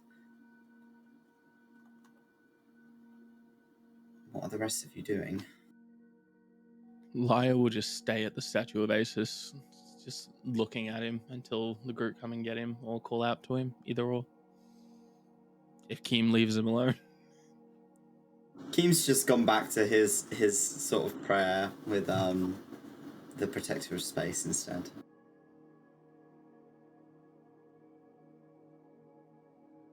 Sinza is still sat in front of the statue of 𝘏𝘏. And she's thumbing over the thought in her mind more and more, and the temptation to further understand why her brother broke her oath is there, but she knows that it's not worth the risk. Slowly standing, she I think stares for a little bit too long. My vow or oath would be tarnished in the blood of those that I don't mean to kill.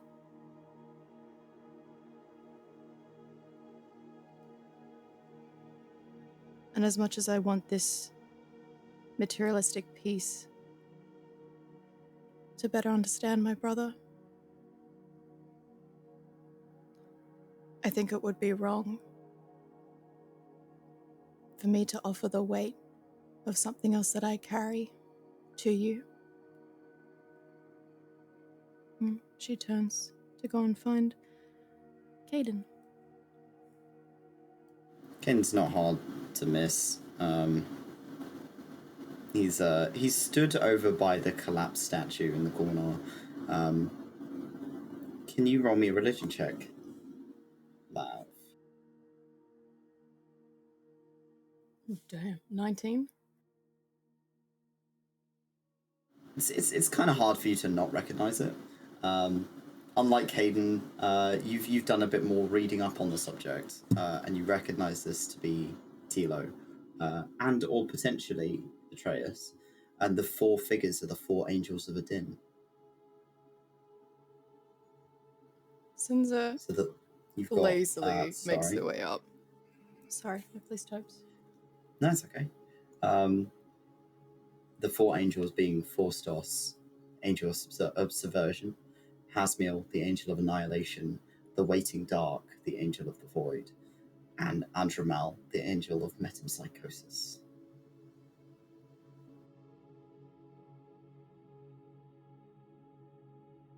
Do I see the statue of oh my goodness, what is her name? The goddess of what is her name? From the I have it written down. Where is it? The one who we left the book with. What is her name? I'm so sorry. Their name. Oh, they're a fae. They're a fae. They're Svali's a fae. Okay. They're Svali. Svali is a child Okay. of Deltan. Okay. Whoopsie. Oops. And there's no depiction of them there. Is there a depiction of them there? With Deltan? Fae don't seem to be worshipped the same way, but there is a depiction of Deltan. Okay. Sinza, I don't think she's gonna go over there, but she just eyes it as she passes. And You then can see Ymir across the room actively trying not to look at it. Like, she's looking anywhere else. look away, look away. Yeah, Sinza just slides up next to Kaiden. Kind of just gives him like a little jostle on the ribs with her elbow. What are you doing? Oh, just kind of curious. I was curious about the broken statue. Hmm. Did you find out much? Yeah, but I don't know, it still seems a bit sad, even if it's a reminder to the people here. Apparently there was some attack on the city 100 and something years ago. Well, I mean, if these gods did something bad to the city, should people not be allowed to grieve in the way that they wish? Yeah, it's just, I don't know, it just seems a bit, I guess, sad for the gods more than anything. I mean, was it their fault? They corrupted? I mean, just because it was followers doesn't mean all the followers are bad, right? Corruption is an interesting subject. Whether you're corrupted by influence or corrupted of your own mind, of your own volition, it slowly eats away until your own thoughts no longer make sense.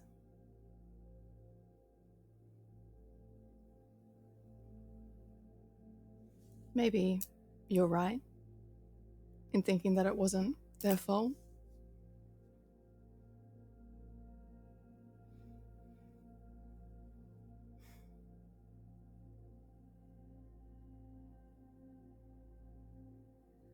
But I think the people here are allowed to grieve in the ways that they want.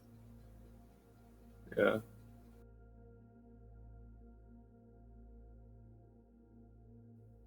Did you want to speak to that god, the god of that pink rock that you found?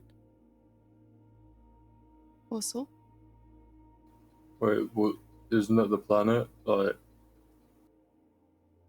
There may be a god that depicts that. It might help. he's looking around now. The World Weaver is right there.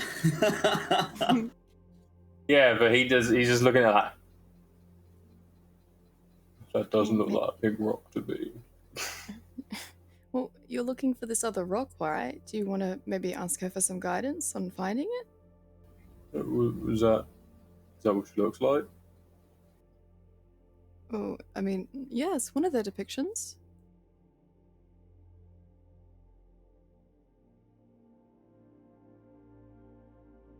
Well, I don't know what to ask other than, like, where's the other rock? You can just ask that. You don't have to be all like, oh, great, World Weaver, allow me passage to the rock. Maybe you can just ask. Just ask it in a Kaiden way. We have to take a passage to the rock? Is this another pilgrimage? No, Kaiden. Just ask it in the way that you would ask it. Don't overthink it. Well, I'll try. He'll bimble over to the World Weaver. So you make your way over. There is a handful of people stood in front of you. You see another druid. Somebody dressed in druidic clothing. Not of any sigils you recognize. But they're dressed with a mage stood next to them, dressed in sort of arcane clothing. And they're kind of quietly talking amongst themselves. There's an Asmoth and two dwarves stood in front of you as well, who are muttering in prayer, it seems. I think Kaiden will kind of just mutter under his own breath, kind of mimicking them because he's not as familiar with doing this stuff himself, and just kind of ask, like, I don't know if you're there, but I know I'm supposed to find these other rocks. Can you give me some guidance? Because I don't know which direction it is. So you're kind of looking up at the figure. Roll me a religion check. That's cocked. It's gonna be an 8 minus something. Minus 2, so that's a 6. So you're kind of looking at her, or at them, or whatever pronouns they go by, any, pretty much. You are kind of squinting, hoping to see something. You feel something kind of royal in your chest, the same the same feeling you get of the wild magic as it begins to spur.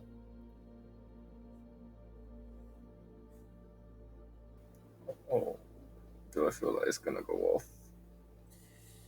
Potentially. Oh no, Sif wants my organs, not the rocks. That's what they're The whole trying to goddamn planet wants your organs. They want my organs. Oh, shit. Can I try and focus to try and prevent it? I feel like he's going to start panicking a bit, so I don't know if he's worried about going off now, which might make it worse. You can try and calm yourself down. Okay. If I see Kaiden starting to panic, can I just offer a help action with like a being there, being like a grounding point, possibly? Roll me two. So Kaiden, roll me 2 d20s. So we're taking advantage. As Sinza is trying to help you. That's a 4 and a 14. Okay, at 14.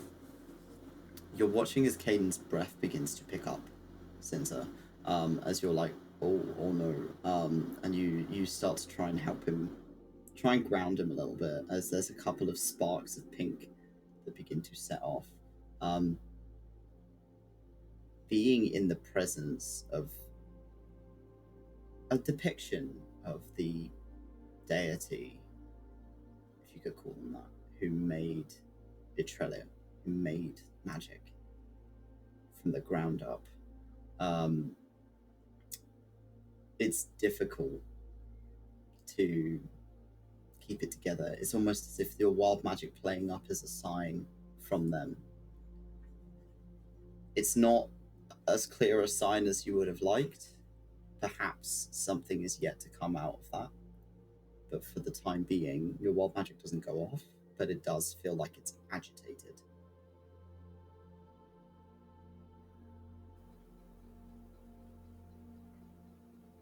I think he feels like he needs to get out of there because he's like, it could go off, and if it's something that just blows up a section of this temple, we're not going to be able to go to the city. So he's going to just start making his way out. Well, he knows that like people are going to get hurt, and we're going to probably get kicked out of everywhere. So Kaiden begins to beeline for the door. Sinza, I think goes to follow him and then stops and looks across the temple for Lyre and Ymir, and then finds both of them and lets them know. Kaiden wants to leave. We're gonna be on the surface unless you want to join us. Right behind you. Mm-hmm. Yeah. Lyre will give a cheeky smile towards Asus as he leaves and turn on a heel and start walking. Is Ymir coming with? Yeah? Yeah, Ymir's gonna look at Asus. Follow behind Lyre. Okay. No. Is everyone heading out of the temple then? Right. So as you all begin to make your way back outside,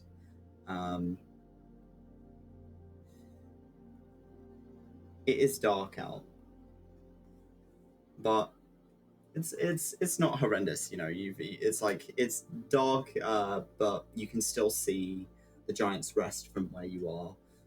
It's a bit of a trek, but you can make your way over. If you would prefer to stay there the night and then go in the morning, or you can just make your way to the door and get let in.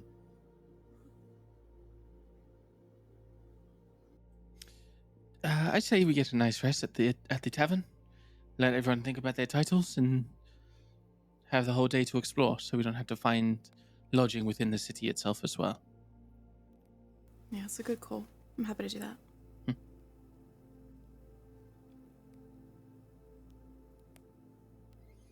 You guys head off Bedtime. back to the back to the Giant's Bedtime. Rest. Bedtime. Good night. Bedtime is Giant's Rest. Bedtime. Bedtime. You see. Bedtime. Good night.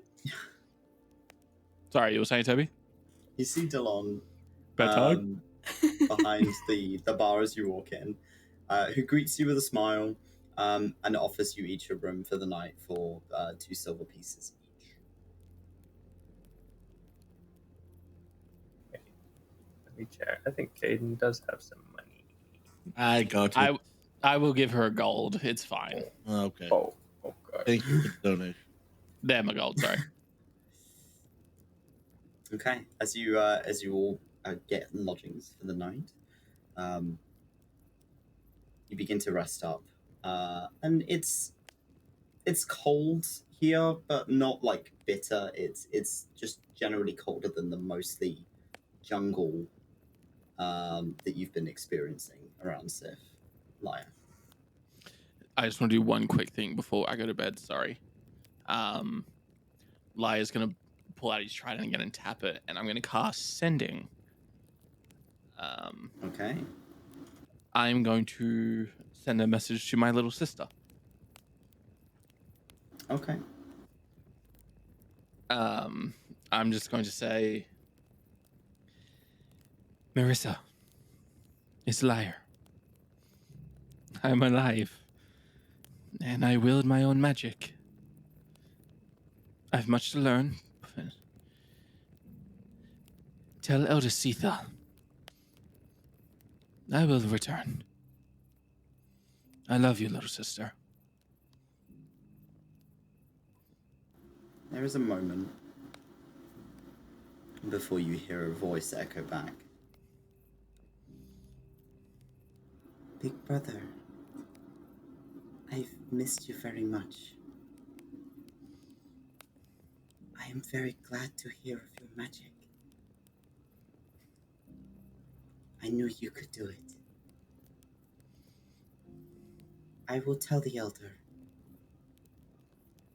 but be careful. 𝘞𝘭𝘮 is not safe for you. And that's the end of the message.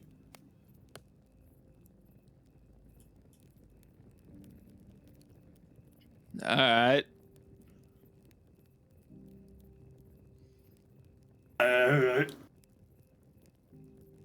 That's interesting.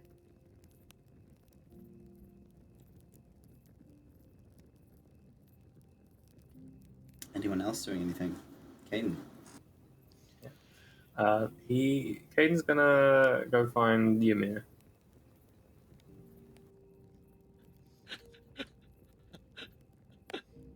Oh no.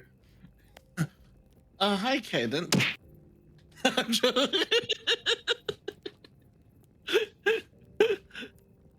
Yeah. I can picture just Ymir as just sort of like being a weirdo somewhere. I think she would probably gotten coffee, but she's not drinking as much as she used to. It's not like ridiculous amount. She's only got like one large pot, and that's it. She's not like trying to drink it all. She's just doing. It's just one. It's one pitcher. It's fine. Just one pitcher, not one cup. Yeah. Yes. Same thing. So Yeah, she's just gonna be She On the thinks the table. picture is a cunt. Let's be real. Honestly, yeah. To be fair.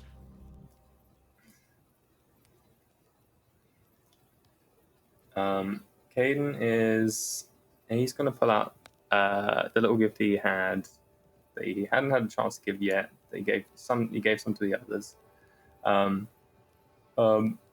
Ymir, I made this a while ago, and I just kind of forgot to like find a time to give it. But I made some soap. I made some for the others as well. If you want it?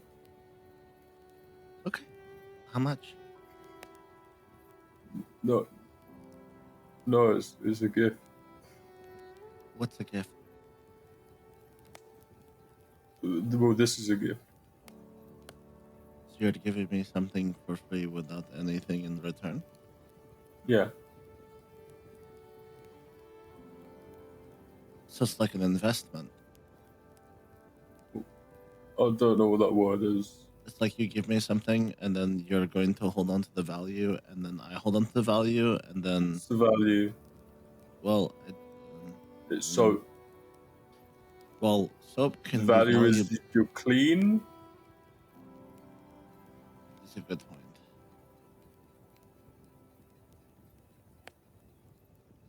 Why did you give me a gift?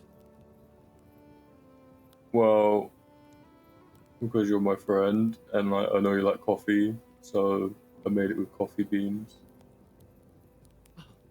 You're so kind and considerate. No, you don't. It's like a bite. It's like a...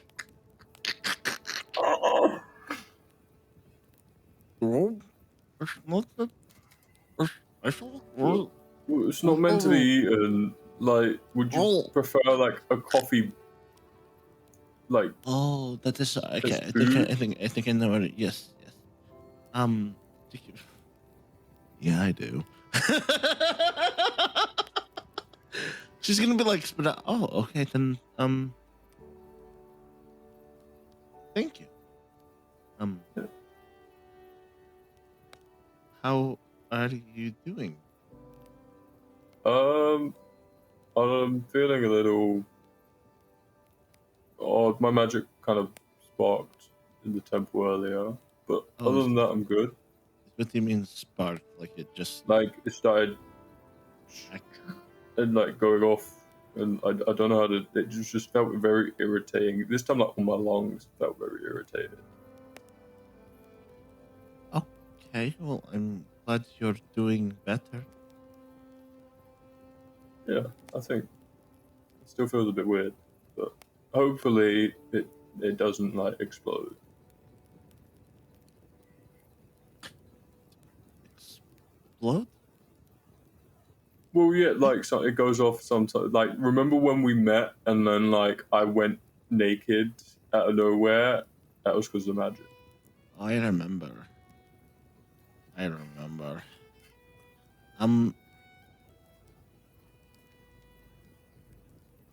have a question, Kaiden. Yeah. Before Sinza, well, anyone and your family, you must have traveled sometime before that. Were you going back and forth? Before my family? Well, not before your family. You traveled around. I saw. Well, I know that you have a map. Did you always travel by yourself? Well, pretty much. It was kind of after I exiled myself. Okay. For 5 years. So, for 5 years, you wandered alone, going back and forth? Yeah. Didn't you get lonely? Yeah.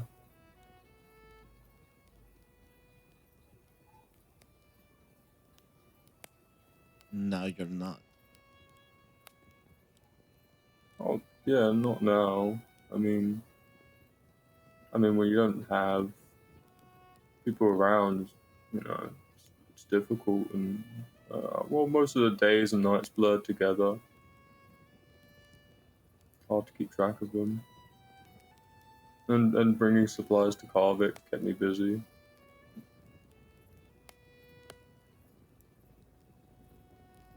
Okay. Just gonna look down at her coffee. Thank you. You're welcome. Are you doing okay? Mm-hmm. Well, you've only got one picture, and like normally you have like 2 or 3. I had the stomach rumblies. Are you upset because from earlier? Because like, I just tried to dislodge the rock, and I wasn't sure how, and I didn't mean to hurt you. No, you're okay. I Like, had plenty of things in my throat before. You're fine. is it still about the bees? We're moving past the bees. Moving past. Oh, okay. I wanted to check in case like maybe he's upset again about it. No. It's okay. I'll be okay.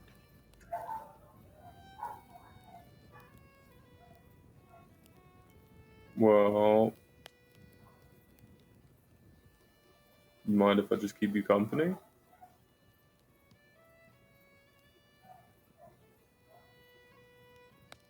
Please?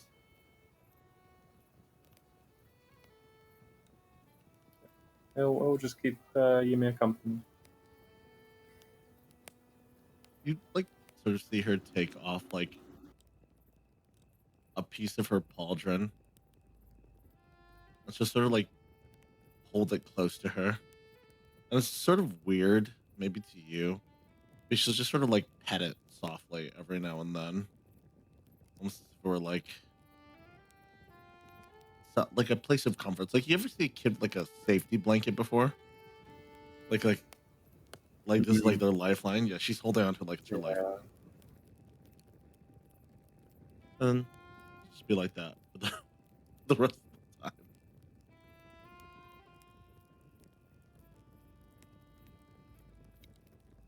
I would like everyone to roll me a d20. Fuck!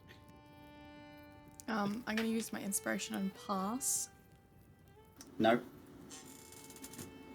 You can re-roll your d20 if you want, but you can't pass this. Aww. I want my inspiration just in case when we get into the dwarf cave we get fucked. Oh no! Okay. Mm-hmm. What did everyone get? 6. 5. 5. A 1. And Oh, one. Wild balls. Does it know? Oh, fuck. Just a second while I cook. You're so boned! The second coming of Christ, we all explode. Who dies How bad first? this was. Bro, this is job, what we team. get for trying to be wholesome. This is what we do. We both roll 1s. I just got my magic back and I'm gonna die. It's fine. You will Caiden's die in your just got sleep. to his 100 hit points, so he's okay. He'll I'm be alright. sorry?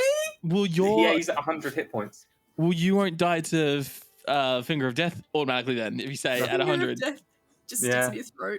Power kill? So Nah, fucked. can't take her out. Power word kill. Don't That's say it, that sorry. around Ymir. Right, so, Sinza, that was a 5 from you. Yes, it was. As you drift off into sleep, you see Targan. This is the first time you've seen Targan. He looks like you. Good God, you two are like spitting image of each other. He's a little bit taller than you. He's got what you would equate to be almost like a beard on the bottom of his chin. His horns, he only has one set of horns, unlike you. And they're kind of large and curled around each other. more like a ram than yours are, kind of sticking up, with the gold caps, similar to yours. And he's wearing sort of this steel and leather plate, and holding a greatsword in two hands. And he's looking at you with the sword sort of brandished in front of him. And he's sweating. He looks like he's panicking. You kind of wave a hand in front of his face, and he's not looking at you, but at something through you that you can't see. You see a bunch of other people of a variety of different species, with faces that are blurred. You can't quite make out who they are or what they are. You see a goblin, an elf, a gnome. You see like a variety of different people, and they're all running. And Targan is holding his ground.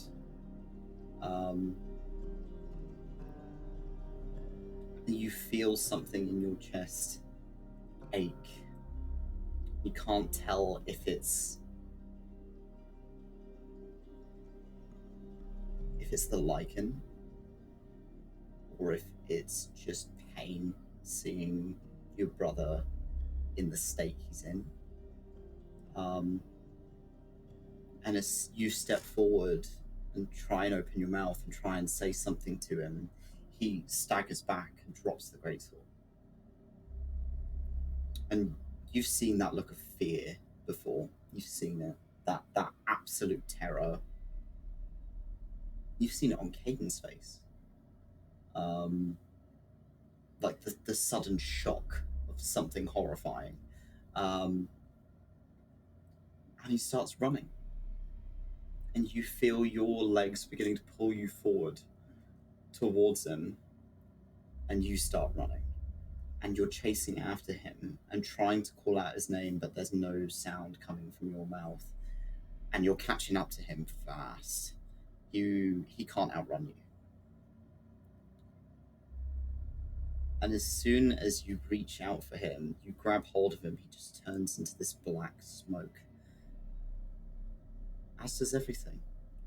And all of that panic and fear and want of being that close to him and not being able to be with him suddenly melts into just relief. As if you fed that pain. You've neutralized it. You've done something to settle it for the time being. But now everything's dark. And you're back in the lake.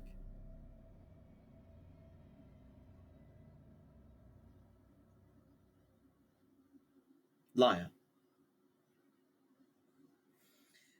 You sleep silently. There is no dreams. It is dead nothingness. It's kind of unsettling because it feels like you sleep, but it's not restful. It's just you pass out, you wake up again. It's just not anything. As if time doesn't exist for a few moments as you're resting. Kaiden and Ymir. So, Kaiden,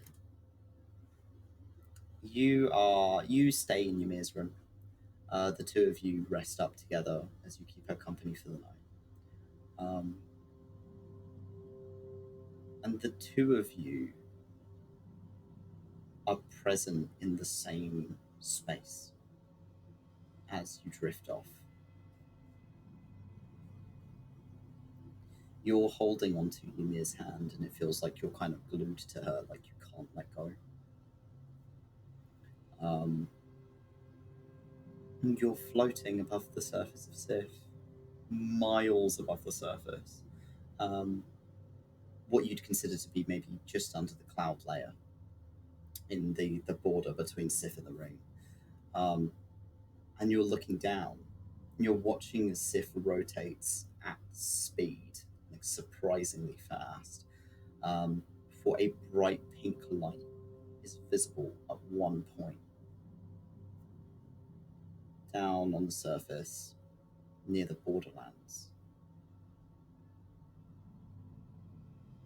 It's bright, it's almost like a beacon. The two of you can both see it clearly.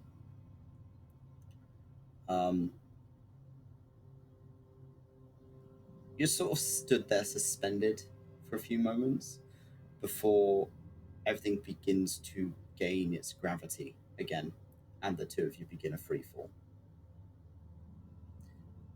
Is there anything you want to do in this moment? Either of you? Scream. Yeah, I agree. Scream. They're just pulling into the fucking earth. I don't know what they can do. They're gonna go at max velocity very quickly. Yeah, there's not. I don't think Thornwhip's gonna save them here. Yeah, I mean, no. Not terminal velocity. Yeah. Thornwhip's not going to save you. Turn into a shark. I mean, the only thing. Bark skin on Ymir, but that's about it. You cast bark skin on Ymir. Ymir just begins to fall a little bit faster. Oh no. No! A bit heavier. Oh no! Yeah, he's just shooting shit. Oh, sorry, I see the cat. Look at the cat. Oh my God. He's having a good time. Yeah. You begin free falling, and the closer you get, the more you begin to slow down. Before you see stood outside of this, almost like this grove that is built around the outside of this stone. You see a man that looks very similar to Kaiden.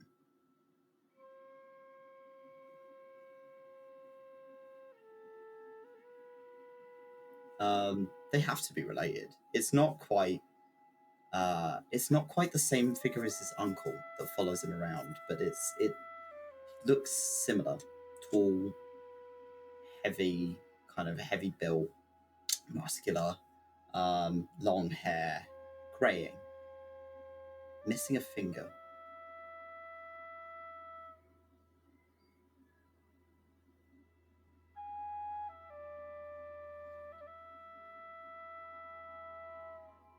And he stood on guard at this grove.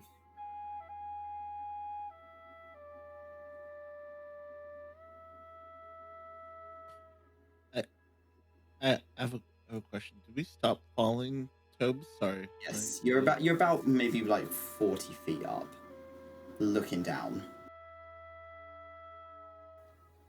Can I look over? Ymir's got good eyesight to see that. She can see everything. Like she can see everything as you can here. It's called the Avatar state, motherfucker. Why don't you go get it, bitch? You know what? I'm gonna fuck your dad. I'll be right back. No, everyone needs to stop fucking my family. I wanna. Can I look at?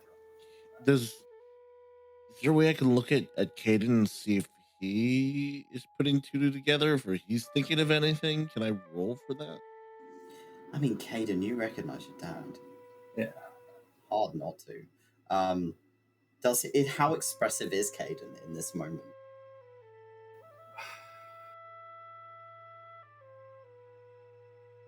I think he's just mainly shocked. I don't think he's super expressive in terms of like being able to read him super easily, but it's easy to tell he's shocked.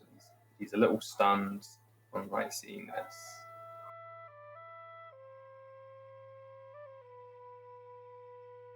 You can read that on his face, Ymir. Look at him.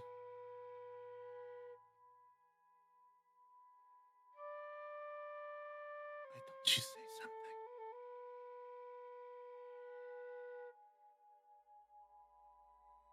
I mean, this is a dream, right?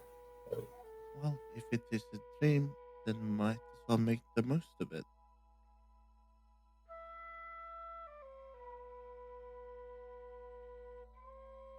gonna try and shove him, not like shove him, but you know, like when a kid like tries to push you to do something. Yeah, she's So doing that. we're on the ground now. Or You begin to move down to the ground. If you're thinking about moving down, then you kind of almost like get placed in that position. He's a frighteningly tall figure. This man is fucking built. Like, he's kind of scary. wave over just to see, like, does he see him? Like, is this, or is it just like a dream and he's just seeing something, or is it reactive? He doesn't react to you. He'll then walk up and see if he like reacts, or if it's just like a vision of like where he actually. You kind of move up closer to him. The closer you get, the more see-through you become.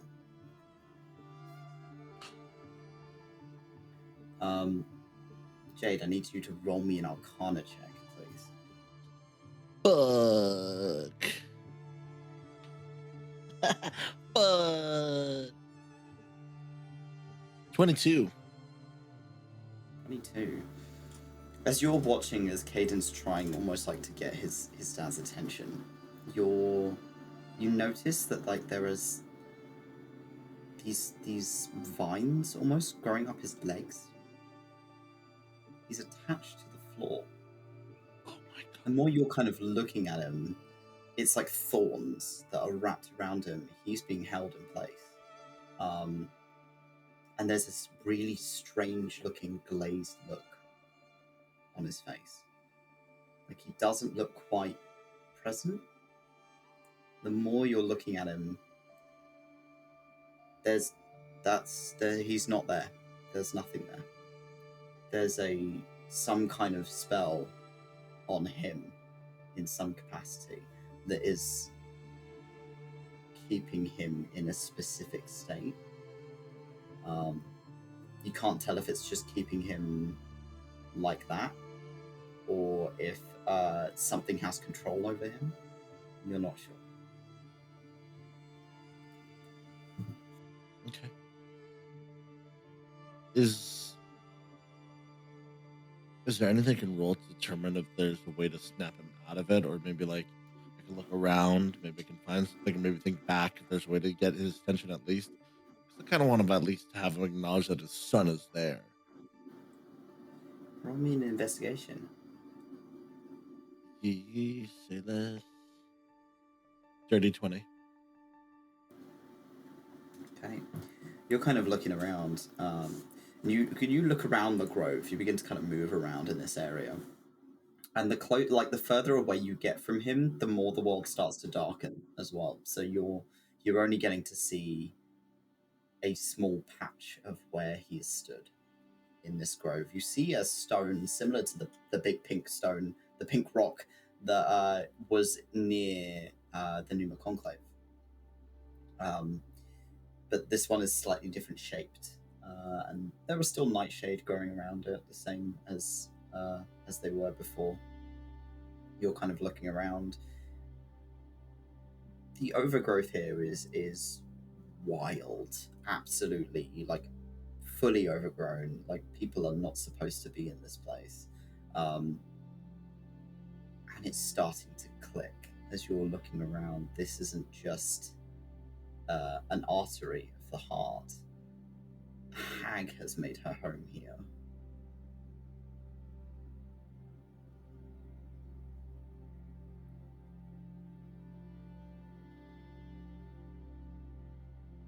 And Kaiden's dad is stood right in the middle of it.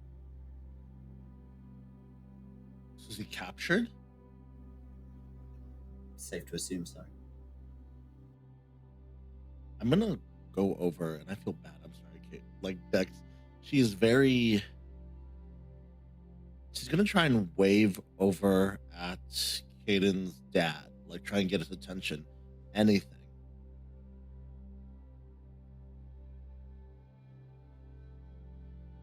He's not dead either, so I can't communicate with him. Is there anything I can see that'll determine where this location might be? Any landmark? Any? You did when you were falling. You saw that it was a location in the borderlands. So if you look on the map, it would be around this area. Oh. The west. Far to the west. You'll be bordering the wildlands, which is Fey territory. Do I know of anyone that is out there? Maybe. No. Fuck. You know that if you go to the wildlands, you don't come back. Ah, shit. Okay. I think at that point, Ymir will just stand beside Kaiden and not let him be alone in that moment.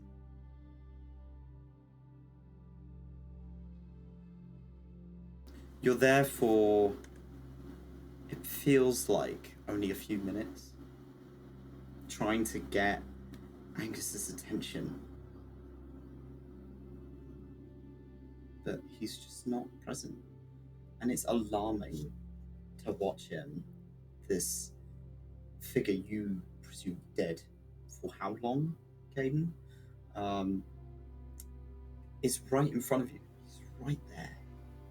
Can Kaiden try and can he try and, I don't know if he has any physicality in this dream, but can he try and rip off the vines? Does it just phase through? As you put your hands on it, your hands turn pink, and as you let go, it returns to its normal color. You can't seem to grab anything. Just try. He's gonna just keep trying to like rip these things off, even if it's not working. The world around you is beginning to darken and fade as you are desperately trying to pull him free. But whatever he's under it deep, and he's been there for a long time. The two of you wake, all of you wake in the morning. You can hear birds outside. It's a bright, sunny day.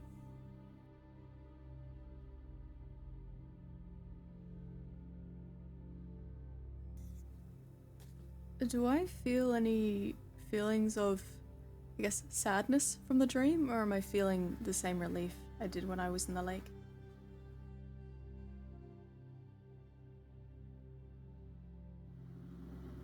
That's your call. Okay. Like the emotions that she had been feeling during the dream, it all fades away like ink through water. And she collects herself and heads downstairs, and waits for the others. Remember to long rest if you're having kids. Yippee!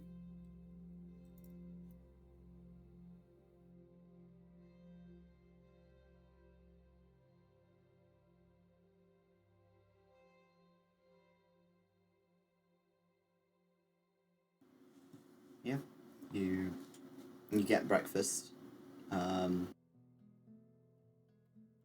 Dulon is prepping some breakfast when you come downstairs, Sinza. So you get something to eat while you're waiting for everyone else. What are the rest of you doing?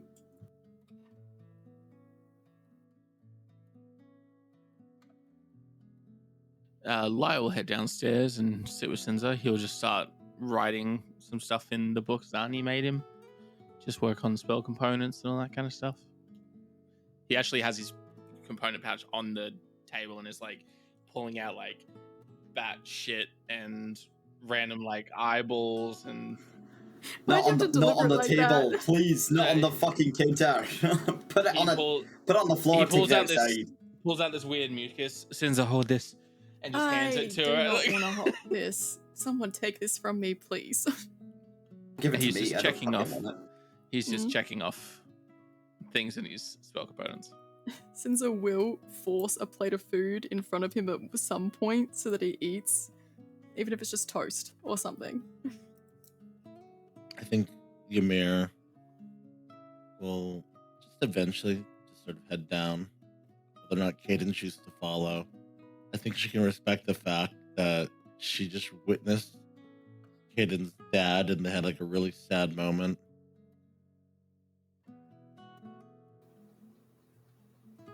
And she's going to respect that for what it is. And yeah. I think it's going to take a while, which is more out of character for him. So it'll take a while before he comes down.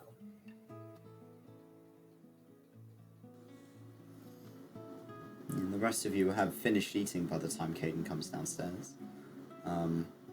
How's Kaiden looking? Be a little shell shocked. A little glaze in his eye.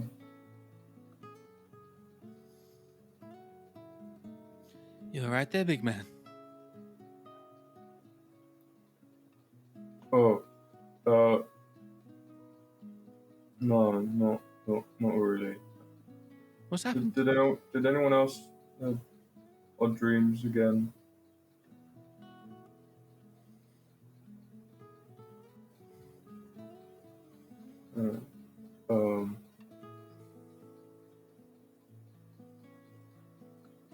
I think I know where my dad is.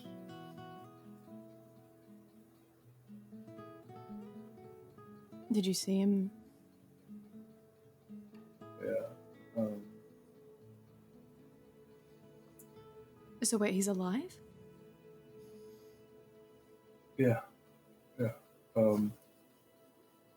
I mean, it's a dream, but I mean, we've had other visions. Hmm. Do you know where?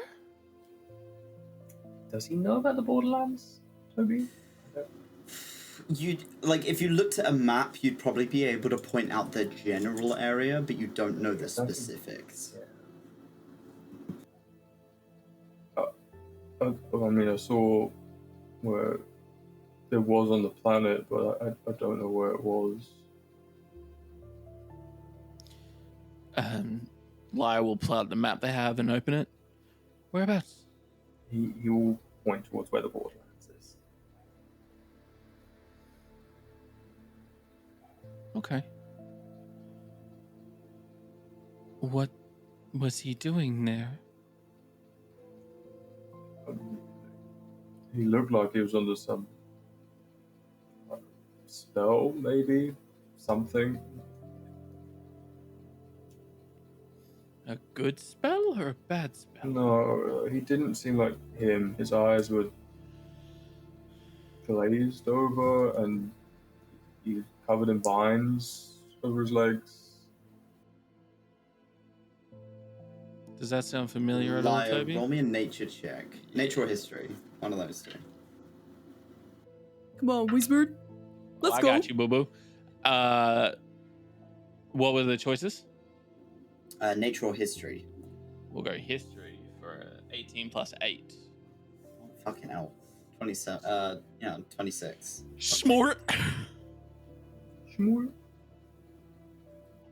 From what you have read, your many, many years of scouring libraries, you have a good concept of like that being the sort of standard way that hags have eyes on the outside, is that they kind of possess people in a certain way. They charm people and possess them and then use them as almost like puppets. She's made claim to a certain area and put a watcher on guard so that no one is getting in or out.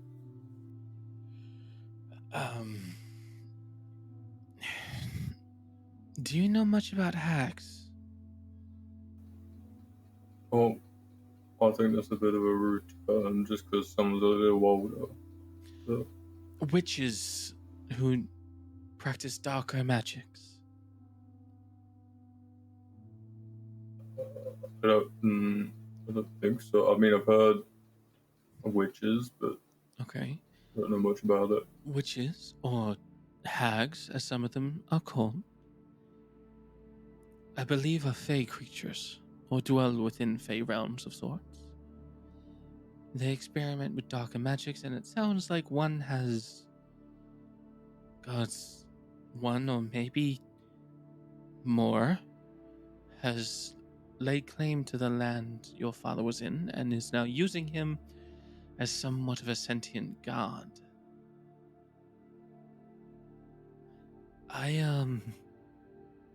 Lyre's gonna start. I think I have it. It's gonna quickly start looking through my spells. I don't have it now, but I'm working on it. I could get my hands on a spell that might bring him out of it, but I would have to be there.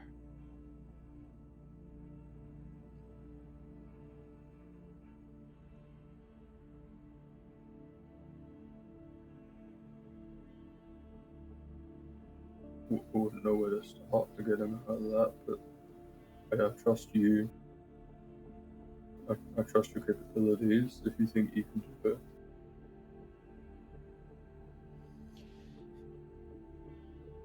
I don't have access to that magic now, but I'll add it to the list. We'll find something. We're in a big city. We're about to be. I mean, they look to be guarding that another one of those pink rocks. Right. Well, we're heading to a library to see a friend, I guess. I'll do some research, see what I can learn about hags or any known witches or hags in the areas. Or if anyone knows anything about your stone. We'll find something. Okay? Yeah. Thank you. Of course. Sinza will get up and just pull Kaiden into a hug. It's tight. Just holds you for a second. It'll be okay, big man. Oh. We're gonna find him.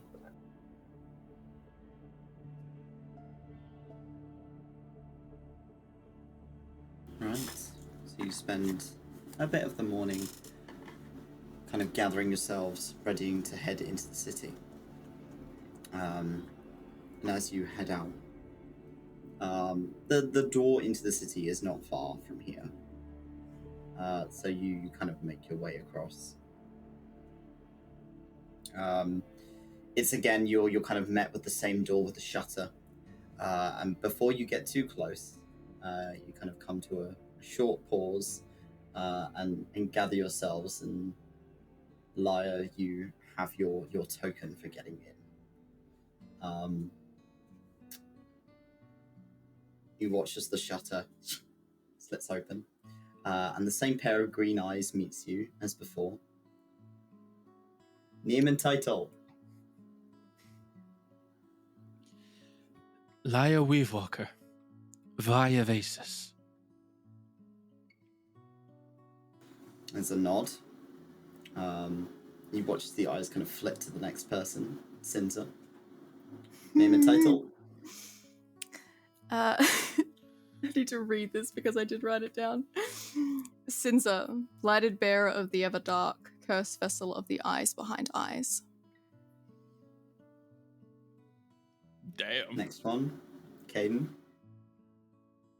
Kaiden Paleroot, Druid of the 𝘞𝘦𝘭𝘥, Keeper of Organs, and Guardian of Rocks. And Ymir.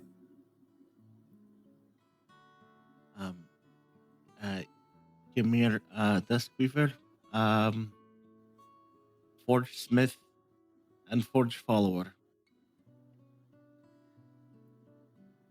He looks back to each of you for a moment. What's your business? Shit. Lyre will reach into his shirt and pull out the ring. Visiting an old friend. The eyes widen for a moment. Wait, hold on. Door closes. And you hear sort of this clunk of different mechanical sort of sounds from behind the door.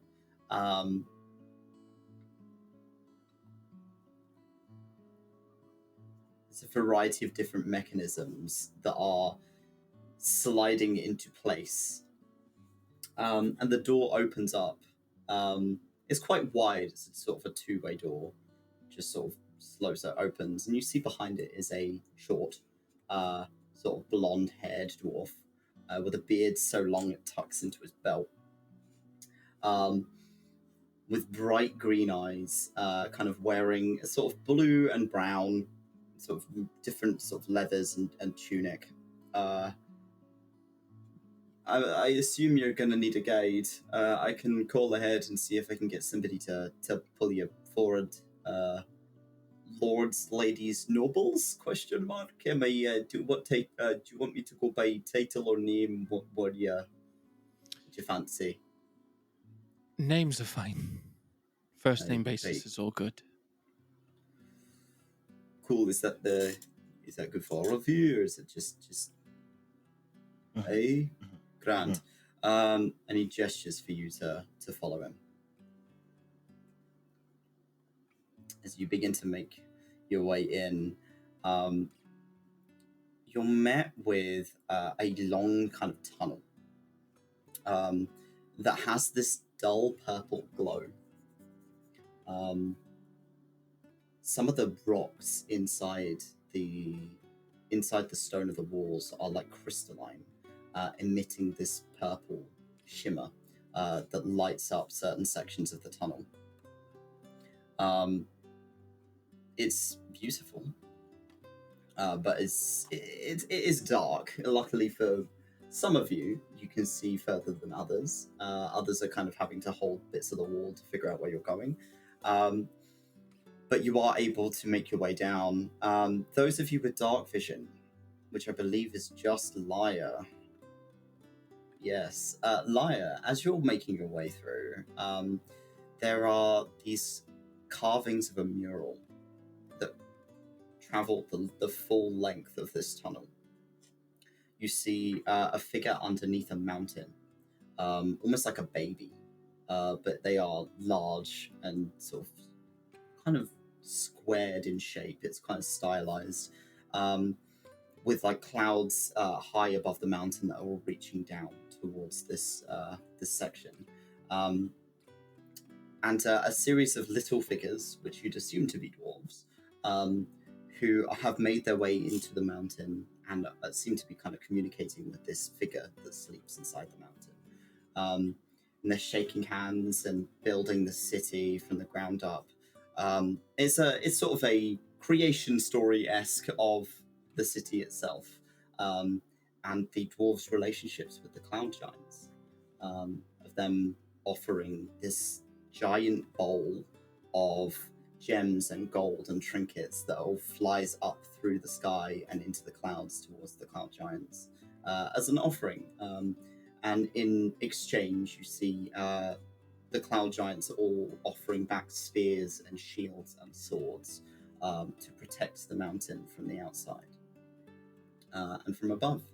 And slowly, you begin to peel out into this absolutely gigantic cavern of houses upon houses that is brightly lit in these purple, almost like quartz stones that are sticking out of the floor. You'll have to forgive the map because I drew it a long time ago. But shit. you are met with this sprawling cityscape under the mountain of the city of Violet Gold. It is heavingly cluttered. It's very cluttered, but it is like all built into the mountain and made out of the stone. You can hear the chatter of a market just ahead of you, and it is beautiful. There's so many things I want to buy. Toby, this On is the stunning, far- dude. This is Thank so you. cool. Sorry, this is fucking incredible. I know I've seen this on the Ŵyr Yeah. Yeah. On the far end of the cavern, you see a large, almost like a castle, built into kind of the top section of the cavern that is being held up by a statue of the World Weaver. And the dwarf that is sort of taking you through, he gestures to you and says, "Right, so you're gonna want to go there," and he points to that castle. The council are up there. I assume you're probably traveling to see the 𝘏𝘪𝘨 estate. So like 3 of them are in there. If you make your way through and just show your token, then I'm sure they'll let you through. If you head over to he kind of points over towards the left up here. There's a series of sort of like these strangely colored trees. They're all like different colors, but they're growing out of the stone, and they're well like covered in leaves, and they shouldn't be. There's no light down here, natural light, other than in the center of the cavern. He points in that direction, says that's the residential. So if you want someone to stay, if you just go in again, show your token, you'll get given somewhere to stay while you're here. You're not on like a time limit, I don't think. Don't hold me to that. But like for the most part, you'll be accommodated for because you're friends of the forger of the new craft. They pointed us or mentioned the forging district to the library for Duke Genka. Is that the... Aye, the library. He points ahead of him. You see this gigantic building here with almost like a glass front. He says that's the library. You should just have free access while you're here. So if you want to go and have a good mooch, it's fucking big. You'll find what you need in there, probably, maybe. Enjoy your stay. If you get lost, someone will point you in the right direction. There's so many of us. You'll stand out like a sore thumb anyway.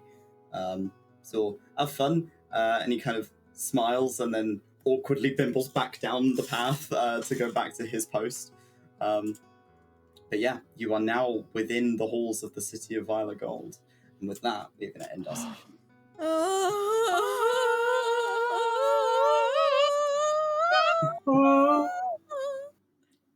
So thank you very much for playing, and thank you for watching, and we will see you all again next week. Bye. Bye.